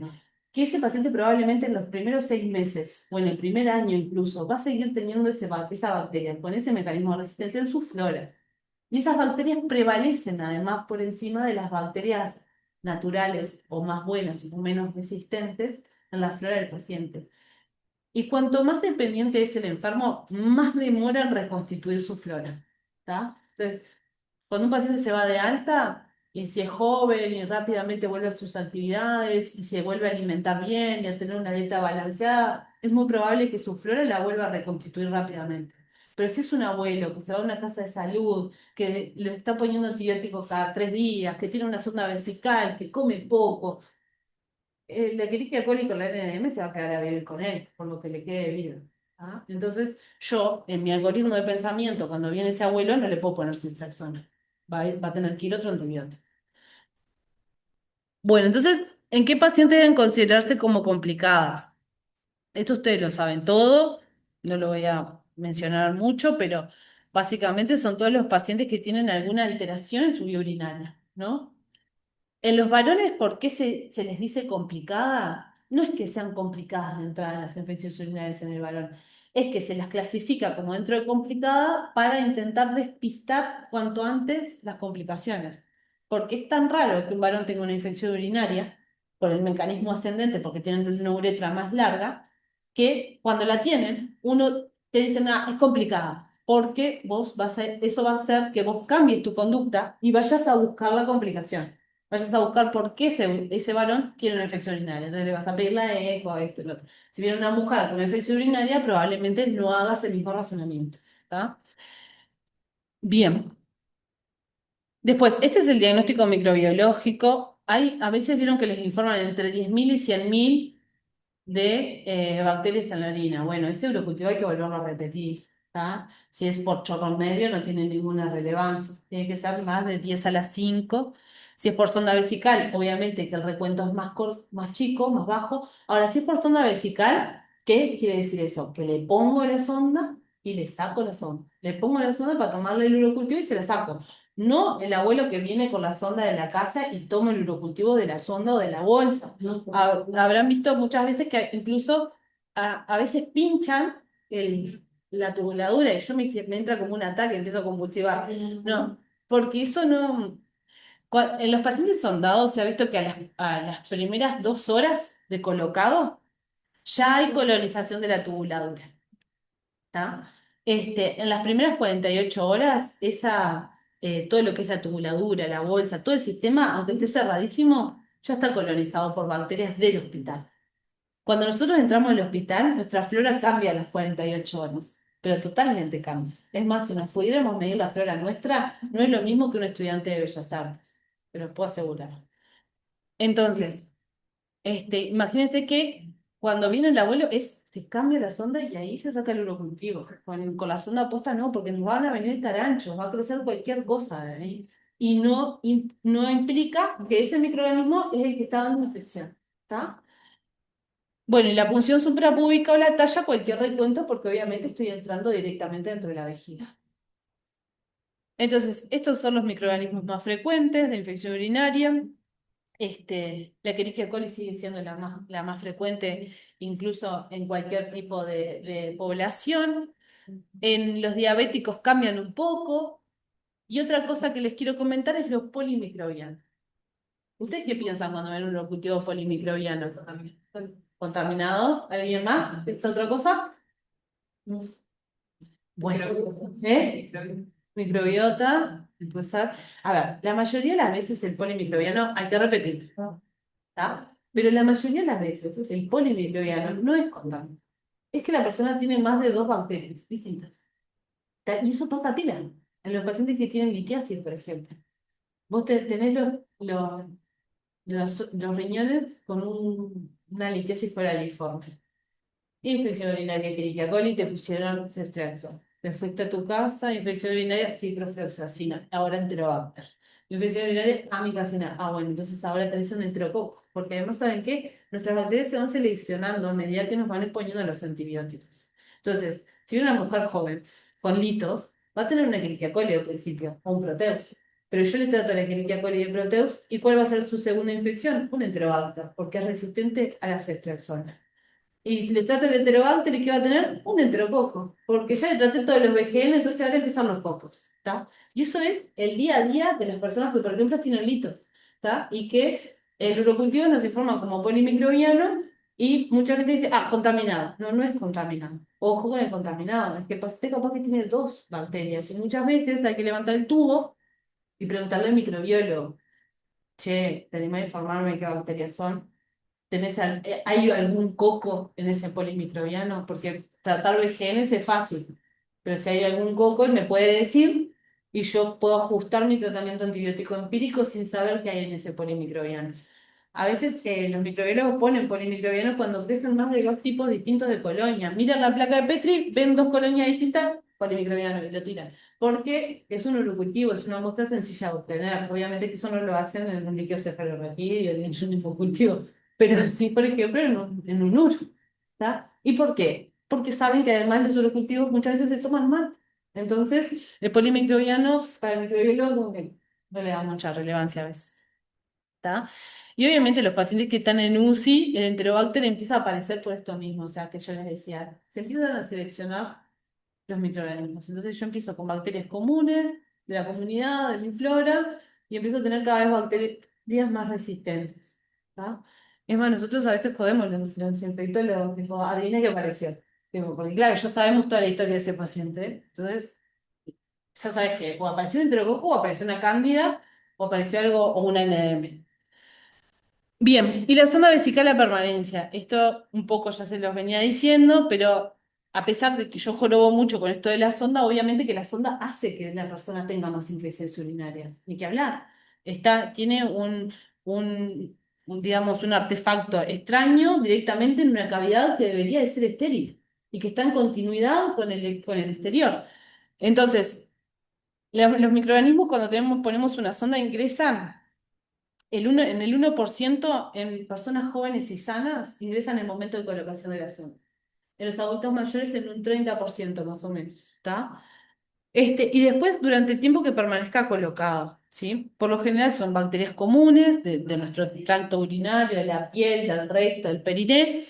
Y obviamente la sonda también lo que hace es impedir que la vejiga se vacíe del todo. Siempre hay un sedimento, ¿está? Y a veces, con la movilidad se mueve y se desinsufla el balón, se mueve la sonda, sale un poco de sedimento, ¿vieron? Y la gente viene porque tiene pus en la sonda. ¿Y ahí qué pasa? Infección urinaria. Está. La mayoría de las veces no, ya, no es infección urinaria y lo que hay que hacer es cambiar la sonda. Cambiar la sonda y pensar, este paciente tiene dolor, tiene fiebre, le duele el hipogastrio, le duele las fosas lumbares. ¿Tengo algo más para agarrarme de que tiene infección urinaria más allá de la característica de la orina? La característica de la orina, excepto la sangre, el resto por lo general significa poco, ¿está? Si yo tengo orinas cargadas, por ejemplo, la gente te dice, vengo porque tengo las orinas cargadas. La orina cargada y el olor tienen que ver más con lo que comemos y con los medicamentos que tomamos que con cualquier otra cosa, con nuestra dieta, por ejemplo. Pueden comer remolacha y mírense la orina. Les queda roja.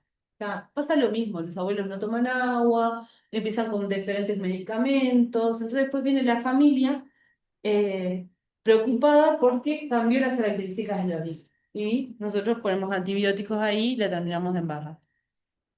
Bien, y esto es lo que les decía, el 100% de los pacientes tiene una bacteriuria asintomática a las 72 horas de puesta a la sonda.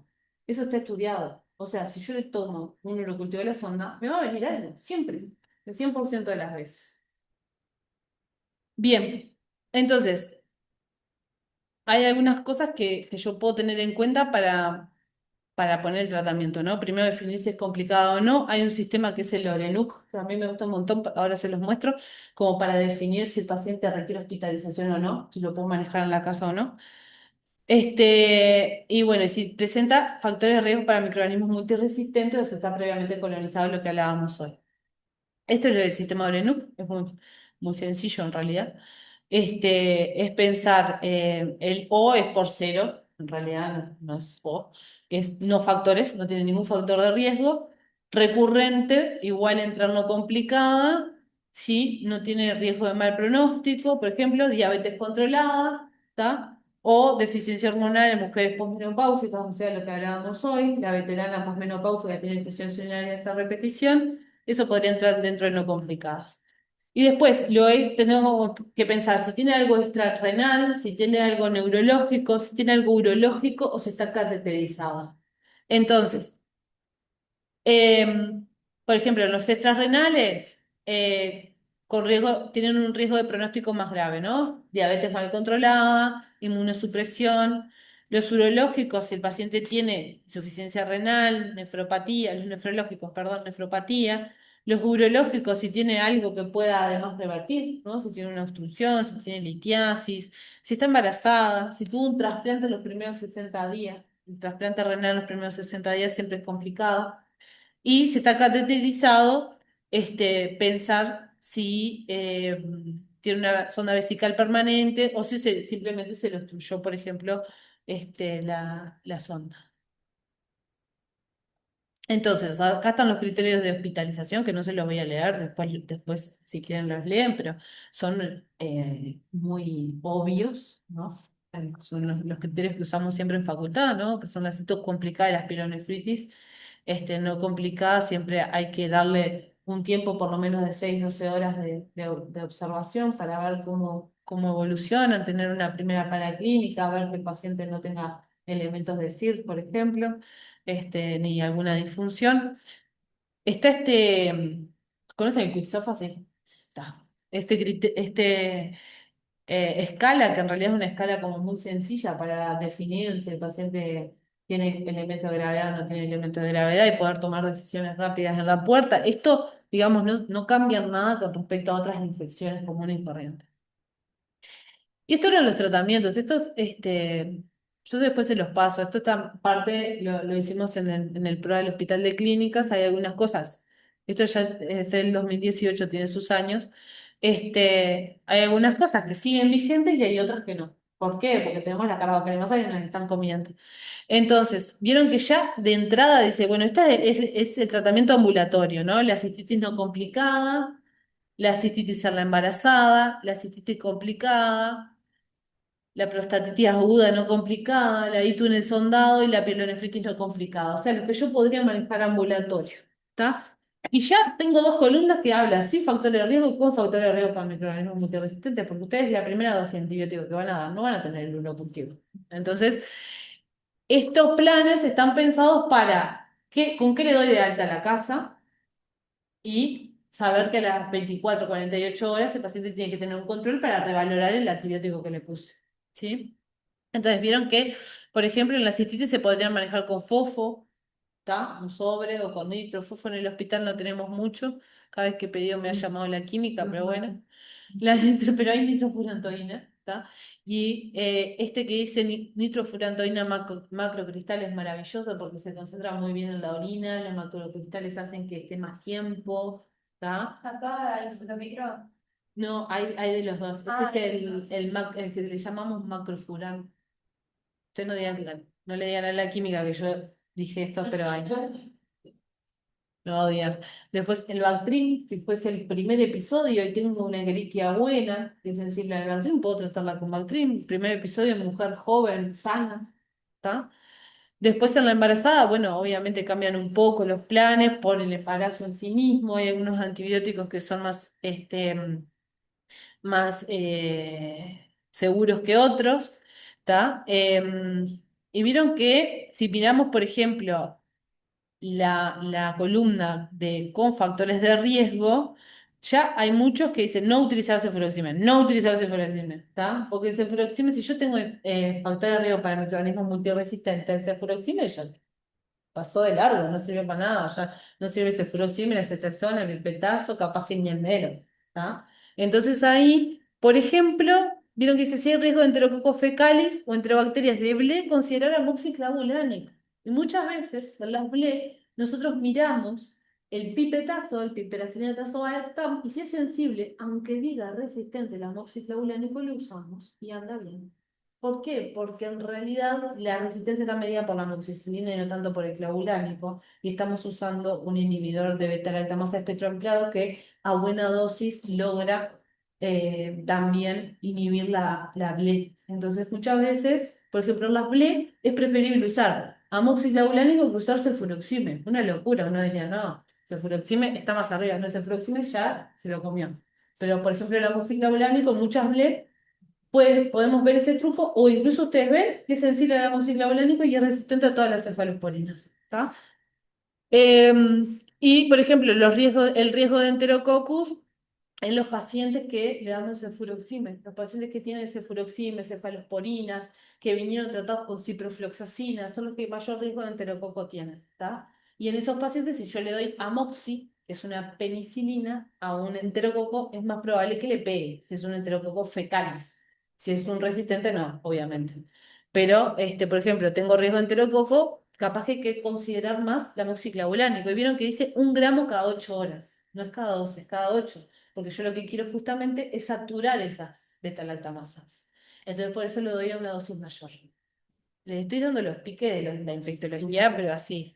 Bueno, y después la fofomicina, vieron que está ahí porque las BLE, la enorme mayoría, son sensibles a las ACE.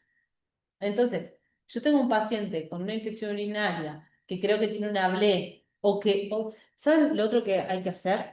Es mirar los cultivos del paciente para atrás. Son pacientes a veces que consultan una vez, 2 veces, 3 veces. Miro para atrás, si tiene una Klebsiella de noviembre del año pasado con BLE, ¿qué va a tener ahora? Y sí, lo más probable es que tenga una BLE. Entonces, yo esa bacteria la voy a tener que cubrir. Entonces, está bueno que ustedes cuando entran a ver un paciente miren para atrás Yo sé que a veces en la locura de la puerta uno no puede andar haciendo ciencia, pero por lo menos mirar para atrás, buscar los bacteriológicos y ver que no haya nada grande. ¿Está? ¿Sabes cómo buscar los bacteriológicos? ¿Sí? ¿Cómo? Sí, pero ¿qué? Yo les digo porque hay una forma rápida que ustedes van al Plexus, ¿ya? Que es el del hospital, y hay un ítem en donde dice bacteriología, ¿tá? Lo filtra. Entonces si ponen bacteriología ahí y desde qué periodo quieren, entonces ahí te viene solo lo de bacteriología, no te viene hemograma, no te viene nada, solo lo que se mandó. Yo cuando voy a ver un paciente trato de mirar por lo menos la bacteriología de los últimos 6 meses, como para tener una foto grande, ¿no? De qué fue lo que pasó. Y pensar un poco en qué está colonizado, si es que tuvo, y si veo que en los últimos 6 meses no tuvo ningún ingreso, no toma antibióticos para nada, nada, es probable que no elija cubrir los microorganismos multiresistentes, ¿no? No tiene que pensar, ¿estuvo ingresado o no estuvo ingresado? ¿Recibió antibióticos o no recibió? Mirar para atrás los cultivos y con esas tres grandes variables uno ya puede tomar decisiones en cuanto a qué cubrir y qué no. ¿Está? Y vieron que acá la cipro aparece acá en alergia a los betalactámicos. No está en ningún otro lado la cipro. Es un mal antibiótico la ciprofloxacina, igual que la clindamicina, son malos antibióticos. La cipro, en un momento, no sé por qué se empezó a usar será creo que capaz que por comodidad, pero es un antibiótico que yo les diría que lo reservo para pseudomonas. ¿Se puede usar un betalactámico? Es lo que les decía hoy. Ustedes piensen, ¿por qué no estoy eligiendo un betalactámico antes de poner otro antibiótico? ¿Está? Yo básicamente no uso betalactámico o porque no tengo nada y está todo resistente, o porque el paciente hizo una hemaglotis, básicamente a la amoxicilina. Porque si me dijo que hizo un rash, también le pongo. No, mentira, lo desensibilizamos y después le ponemos calitrón. Bien, y estos son, por ejemplo, los pacientes que van internados. También, sin factores de riesgo, con factores de riesgo, y vean que en sin factores de riesgo ahí empiezan a aparecer las cefalosporinas. ¿Está? ¿Por qué? Porque, bueno, estos pacientes están hospitalizados, probablemente tengan una pielonefritis, lo voy a tratar con un poquito más arriba, con una amoxiclavulánico, obviamente. ¿Está?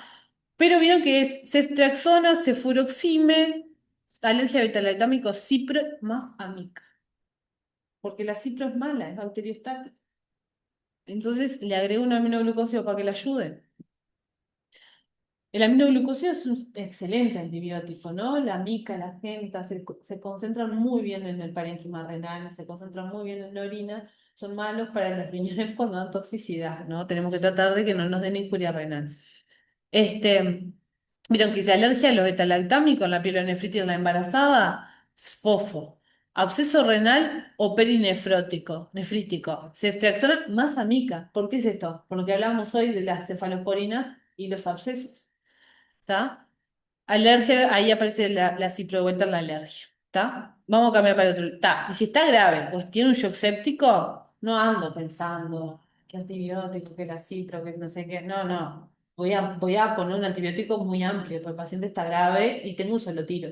Entonces, después, tiempo para volver para atrás siempre tenemos.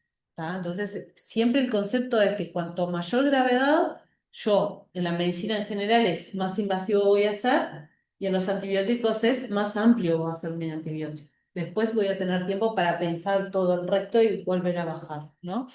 Entonces, en el paciente grave, vieron que el plan seleccionado dice agregarle amica, si tiene absceso, agregar banco, esto era por los enterococos, y en el shock séptico, amica y agregar banco. Y si tiene factores de riesgo, sobre la derecha, vieron que ya cambia, pipetazo, pipetazo, pipetazo más amica.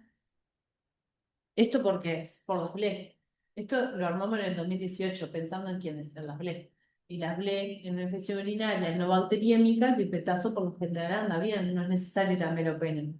Hay un estudio colombiano que demostró que en los pacientes que están bacteriémicos, aunque sea infección urinaria, les va mejor con meropenem, tienen menos mortalidad con meropenem que con pipetazo, a pesar de que el pipetazo sea sensible. ¿Está? Pero son los menos. Digo, si ustedes ven un hable en un hemocultivo, pongan meropenem, no pipetazo. Pero si es una infección urinaria pelada con hemocultivos negativos y el paciente está estable, puedo poner pipetazo y si tiene mucha colección, le agrego una aminoglucosia, ¿está? Eso es como pensando en las BLE, ¿está? Y por ejemplo, acá en los pacientes graves, vieron, en el shock séptico vamos a meropenem y amica, o sea, vamos de cosas, ¿está? Ahora, si el paciente está grave y está colonizado por carbapenemasas, ahí es un caos, porque ahí nada de lo que estábamos hablando va a servir. Y entonces acá, esto lo sacamos el año pasado o el anterior, ya no me acuerdo, que ustedes ven que es enterobacteriales o pseudomonas, productores de cualquier tipo de carbapenemasa, ¿está? Entonces, y tu baja, ¿no? O sea, alguien que estuvo internado y de repente ahora viene con infección urinaria baja y lo puedo manejar en la casa y que está colonizado por una carbapenemasa, le puedo dar nitro. ¿Por qué? Porque hay algunas carbapenemasas que son sensibles a la nitro. O sea, tampoco es que, como es resistente a todos los beta-lactámicos, a la ITU baja le voy a poner colistina. No, es una ITU baja, sigue siendo una ITU baja. O sea, acá mi razonamiento es por gravedad, además de por bicho, ¿no? Entonces le puedo poner nitro, le puedo poner fosfo, puedo poner Bactrim, Cipro o Levo, bueno, ahí al final, ¿está? Alternativa, una dosis única de amica, ¿está? Este, y básicamente con eso estamos. A veces si no podemos hacer amica porque el paciente no se hizo un rayo y queda la duda, se puede poner una dosis de colistina, por ejemplo, ¿está? Si es una ITU baja, no complica, o sea, nada, una cistitis peyona. Estas son las ya pielonefritis, prostatitis, absceso, o sea, si estamos en estas circunstancias, estamos en el horno porque el paciente tiene algo un poco más grave y no tenemos con qué. Entonces ahí vieron que está cestazimia vivaltamastrionam, ¿no? Esa combinación que les hablaba hoy de antibióticos, acá en el hospital ya tratamos a una señora el mes pasado o el otro con estos antibióticos. Son antibióticos que no están habitualmente en farmacia, que son antibióticos que son muy caros. Y que son antibióticos relativamente, cestazimia vivalcam es relativamente nuevo, el astronam es un antibiótico viejo, pero que ahora se está empezando a usar, y esto, por ejemplo, es porque ese BGN tiene un NDM, entonces va a ser sensible el astronam, de repente, ¿no? Le pongo el astronam, pero tiene una BLE que viene y me rompe el astronam, entonces le pongo el cestazimia vivalcam, ¿tá? Por eso se ponen juntos a las NDM. En las KPC no, porque en las KPC el astronam no sirve. Solamente se trata de cetacea vivalcam, ¿está? Por suerte KPC en Uruguay no hay. Y no hay, no, ha habido, pero tenemos muy poco. Y la opción alternativa, ven que acá nosotros partimos de la cima de las colistinas. Lo siguiente que miramos que es la colistina. ¿Por qué? Porque la colistina es un antibiótico que a pesar que tiene muchos efectos adversos y que cuando queremos llegar a un nivel terapéutico alto al paciente por lo general le da injuria renal sobre todo, dentro de los antibióticos que tenemos para tratar es el más estable y es el más activo, por ejemplo, en una pielonefritis. Entonces ahí miramos la SIM. Si la SIM es menor o igual a 2, usamos colistina más fofo o meropenem si la SIM es menor o igual a 16. Imagínense. Estamos diciendo que vamos a tratar un NDM con un antibiótico que es resistente, el meropenem. Eso es porque se ha visto que con una SIM hasta 16 el meropenem se podría llegar a usar. ¿Pero en qué condiciones? A doble dosis y a doble tiempo de perfusión, por lo menos en 3 horas. Sería la única forma de poder usar meropenem. Ahora hay algún trabajo que dice que podemos usar mero y ERTA para tratar las NDM. Todo esto porque somos pobres, básicamente, porque si no iríamos a la primera columna, ¿no? Está. Después, si la SIM de la colistina es mayor a 2 y la SIM de meropenem es menor a 16, mero más alguno de los siguientes. Es más, los que estén en sala, Patricia que está en sala, tenemos ahora una paciente que estaba con mero a doble dosis más fosfomicina. ¿Por qué? Porque no voy a pedir de vuelta esta SIM de camastrona, pues me van a matar, pero podríamos, la paciente estaba estable, le habíamos hecho unos días de colistina fosfo y pasamos ahora a ese plan, ¿está? Y si es mayor a 2, la SIM de la colistina y del meropenem, o sea, hacemos fofo y amique y rezamos un poco a ver si anda o no anda. No, literal. Bien. Vieron que acá hay algunas aclaraciones. En caso de sensibilidad a la cipro, al trimestoprim, pueden usarse en primera línea. O sea, tampoco me voy a meter el dedo en el ojo. Si tengo cipro, aunque no me guste, lo voy a usar. Pero nunca solo. Primero, en la premisa de tratar carbapenemasas es que nunca solos, nunca en monoterapia, porque son antibióticos malos además. pero aparte es rarísimo. Yo si llego a tener una carga venenosa sensible a la cipro, tiro cohetes pero no hay, por lo general, ni en el hospital tampoco. La tigeciclina vieron que no la nombré en ningún momento porque es muy mala para infección urinaria, al igual que bacteriemia, es malísima, no se concentra bien, porque la tige la damos y rápidamente tiene una distribución a tejidos, no se excreta por vía urinaria, se excreta por vía biliar y no tiene una buena concentración en sangre. Entonces la tige, por ejemplo, en endocarditis, en bacteriemia y en infecciones urinarias, no la usamos porque estamos tirando plata. O sabemos que no va a generar el efecto que queremos. Bueno, y la bacteriuria asintomática. ¿En quiénes se debe buscar y tratar? En mujeres embarazadas, como ustedes saben, siempre se busca y se trata, y esto es por los resultados neonatales, no es por la mamá, por los resultados del feto. Porque generan, ¿no? La bacteriuria asintomática genera más partos pretérminos, ¿no? En trasplantados renales en el primer mes, los nefrólogos tratan en el primer año, en el primer mes. Después del primer mes no se ha demostrado que tratar una bacteria asintomática en un trasplantado sirva de algo, más que de generar resistencia. Y vieron que yo acá les puse frente a aumentos de la creatinina, no está muy claro si sirve o no, porque a veces en los trasplantados aumenta un poquito la crea y le ponen, buscan urocultivo, infección urinaria, antibióticos. Y luego esto es importante porque estos pacientes los vemos muy seguidos, que son todos aquellos los que se van a someter a procedimientos urológicos endoscópicos. O sea, todo procedimiento que nosotros sepamos que va a haber una disrupción de la mucosa, que puede haber sangrado. ¿Por qué? Porque si tiene una bacteriuria sintomática y yo le meto le hago una cistoscopía y sangra, va a haber, esa bacteria puede generar bacteriemia. Entonces, en esos pacientes a veces se tiene que planificar, dar una dosis antes de un antibiótico una hora antes. ¿Tá? La profilaxis es eso, es una hora antes de cualquier procedimiento con antibióticos que se concentren muy bien en la orina. Por ejemplo, amicacina. Por ejemplo, si está ambulatorio, fofomicina. ¿No? Y en quienes no se debe buscar ni tratar. En adultos mayores que viven en la comunidad o que residen en el EPEM y que tienen un deterioro funcional y o cognitivo o sufren una caída. Esto, mire que yo se lo dejé escrito como está escrito en las guías internacionales, no es que yo no es que saca mucho mío. En todos estos casos se recomienda la evaluación y el estudio para otras causas, ¿no?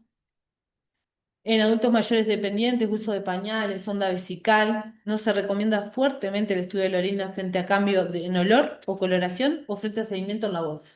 ¿Tá? Estas cosas, o sea, las estudia todo el mundo porque saben que en todos lados pasa lo mismo, ¿no? En quienes no, en diabéticos, por el simple hecho de ser diabéticos, ¿no? O porque tienen un descontrol metabólico, pero los diabéticos van a tener síntomas, como que sean diabéticos. El trasplante más allá del primer mes y en pacientes con lesión medular. Eso es difícil porque a veces el paciente viene con fiebre y no encontramos foco y lo primero que hacemos es lo cultivo, ¿no?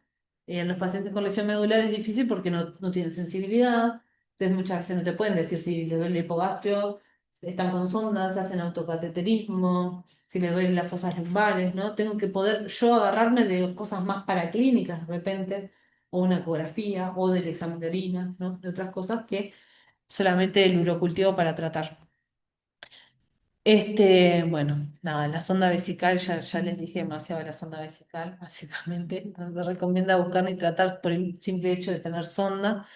Lo mismo que el cateterismo. El cateterismo, por el simple hecho de hacerse autocateterismo, veo que muchos pacientes se hacen, aumenta el riesgo de tener infecciones urinarias, pero no necesariamente la va a tener por hacerse un autocateterismo. O sea, no hay que pedir urocultivos de eso, es lo que me falta el urocultivo de control. Miren, se me olvidó el urocultivo de control. El urocultivo de control, ¿quién se pide? Pasada. Está. Fin del comunicado. Fin del comunicado. Todo el resto de los urocultivos de control no existen, no están escritos en ningún lado. No, no sé. Es más, hasta hace poco el Fondo Nacional de Recursos pedía urocultivo de control, por ejemplo, para las caderas, para la prótesis de cadera o para la cirugía cardíaca. Ahora hay una paciente que le suspendí los antibióticos porque estaba con eso para la cirugía cardíaca. Y no ha demostrado que eso sirva para nada. Lo que hay que hacer bien la profilaxis quirúrgica. antes. Porque esa bacteria que tiene en la orina, el paciente la tiene en todo el cuerpo.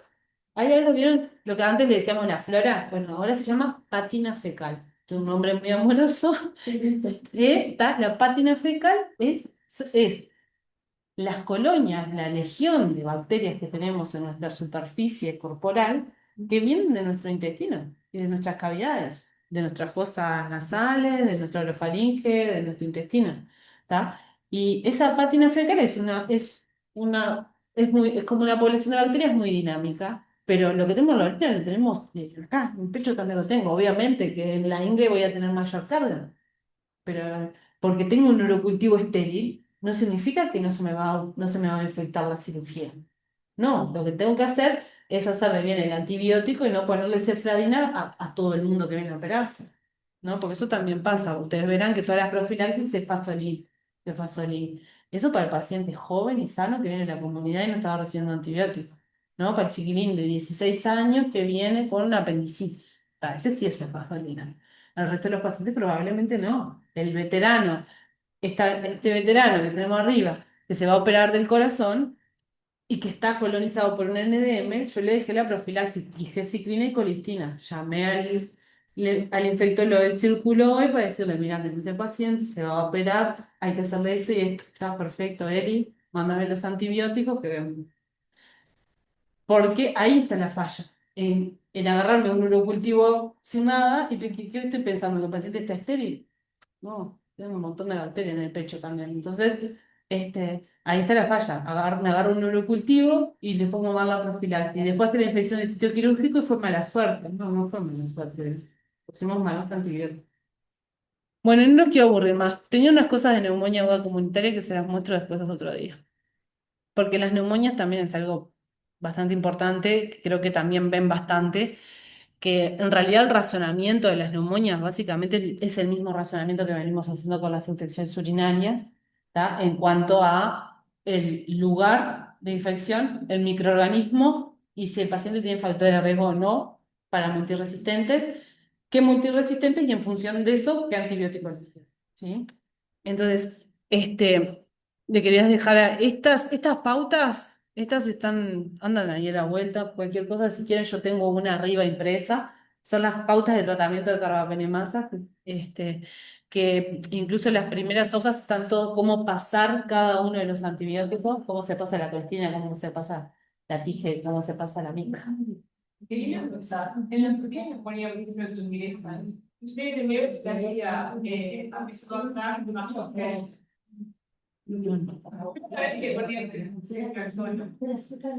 Bueno, ahí lo más importante en realidad para la neumonía, ¿por qué microorganismo? O sea, en una persona joven, sana o relativamente joven, ¿no? O veterano, pero sano, ¿no? La enorme mayoría siempre van a ser neumococo, Haemophilus influenza y moraxella. Haemophilus y moraxella, más que nada los tabaquistas se suman, los diabéticos también, los asmáticos y el ahí, si vos pones una ampicilina, estás cubriendo todo, ¿está? Porque es ampicilina con sulbactam. Entonces, cubrís bien el neumococo, por suerte en Uruguay no es resistente a la ampicilina, sigue siendo sensible, y con el sulbactam cubrís las blea del Haemophilus y la moraxella. Entonces, en realidad, vos una neumonía de la comunidad, sin complicaciones ninguna, con amoxi estás bien. La claritromicina es para los microorganismos llamados atípicos, ¿no? Legionela, micoplasma, clamidófila. Son rarísimos. Yo, de mi vida de infectóloga, he visto contados con una mano. Y además de eso, para la única cosa que sí sirve la claritro es para la neumonía, neumonía neumocóxica bacteriémica grave. Tenés que cumplir con todo eso, porque ahí la claritromicina lo que hace es hacer sinergia con la ampicilina y en esos pacientes se ha visto que aumenta la sobrevida porque tiene un efecto antiinflamatorio. Pero la claritro no te sirve de mucho en otras bacterias, en otras neumonias. En quinto nos habían enseñado porque incluso el parcial era clarito, tipo. Sí, no, Tengo un problema con los bacteriólogos personal. Y acá vi que me decía, no, yo no parece extracción. Sí, yo creo que me dijeron, no son Las extracciones no está mal, no está mal, porque las extracciones, a ver, ¿por qué? Porque las extracciones te va a tratar el neumococo te va a tratar el hemófilo, moraxela y probablemente algún BGN que ande a la vuelta buenito. Pero está sobretratando. Si vos con una SIM vas a andar bien. ¿Está? Con una SIM solo vas a andar bien. No necesitas ponerle ceftriaxona. En realidad la ceftriaxona, ¿qué pasa? Muchas veces la usamos porque es una vez al día, porque es cómoda, ¿no? El lunafine es cada 6, porque si el paciente se va a internación domiciliaria se lo pongo, porque si es neumonía y no sé qué es, le cubre todo. O sea, es por eso que también estamos poniendo ceftriaxona. Y la ceftriaxona además se concentra bien en pulmón a diferencia del cefuroxime. Cefuroxime, la cefradina son malos para el pulmón. Pero eso con respecto a la claritro. Yo cuando era residente en el clínicas era la loca que andaba sacando la claritro en los aislamientos. Todas las, porque, sí, sí, y es re común. EPOC, una sin claritro, una sin claritro. Y ahora se viene la claritro. Todo el mundo con claritro, sí, no tiene sentido.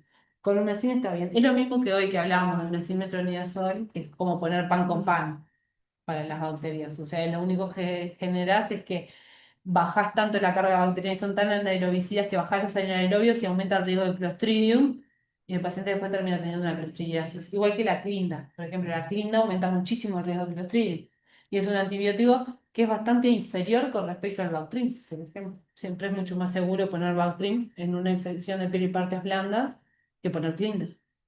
Porque la clindamicina, incluso algunos aureus tienen resistencia inducible. Entonces a veces ponemos clinda porque pensamos que estamos cubriendo todo y no. Es preferible poner Bactrim. Yo, para poner Cipro, Bactrim y Claritro, son antibióticos que lo pienso mucho y los uso muy poco. Bueno, La nada. neumonía me da una alerta a la penicilina, que, o sea, sé que alérgica a la gente que soy alérgica, Ahí, y a veces no es tipo. ahí por lo general uso moxifloxacin. Ahora, hace poco me llamaron de acá y pedimos a la química que tuviera como un stock de Moxi para esos pacientes justamente, porque lo que pasa con la Moxi es que no hay porque es cara, pero en realidad la Moxi te cubre lo mismo que te cubriría el Lunacin, incluso mucho más, y es un antibiótico muy estable, que se concentra bien en pulmón y que lo das una vez al día. Bueno, nada, chicos, y ahora van a tener el... 35 que yo estaba comentando la doctora, así que lo hemos visto, ¿verdad? Pero el número 25, y esto es lo que Elisa decía, ¿no? En donde el número 25 tiene una parte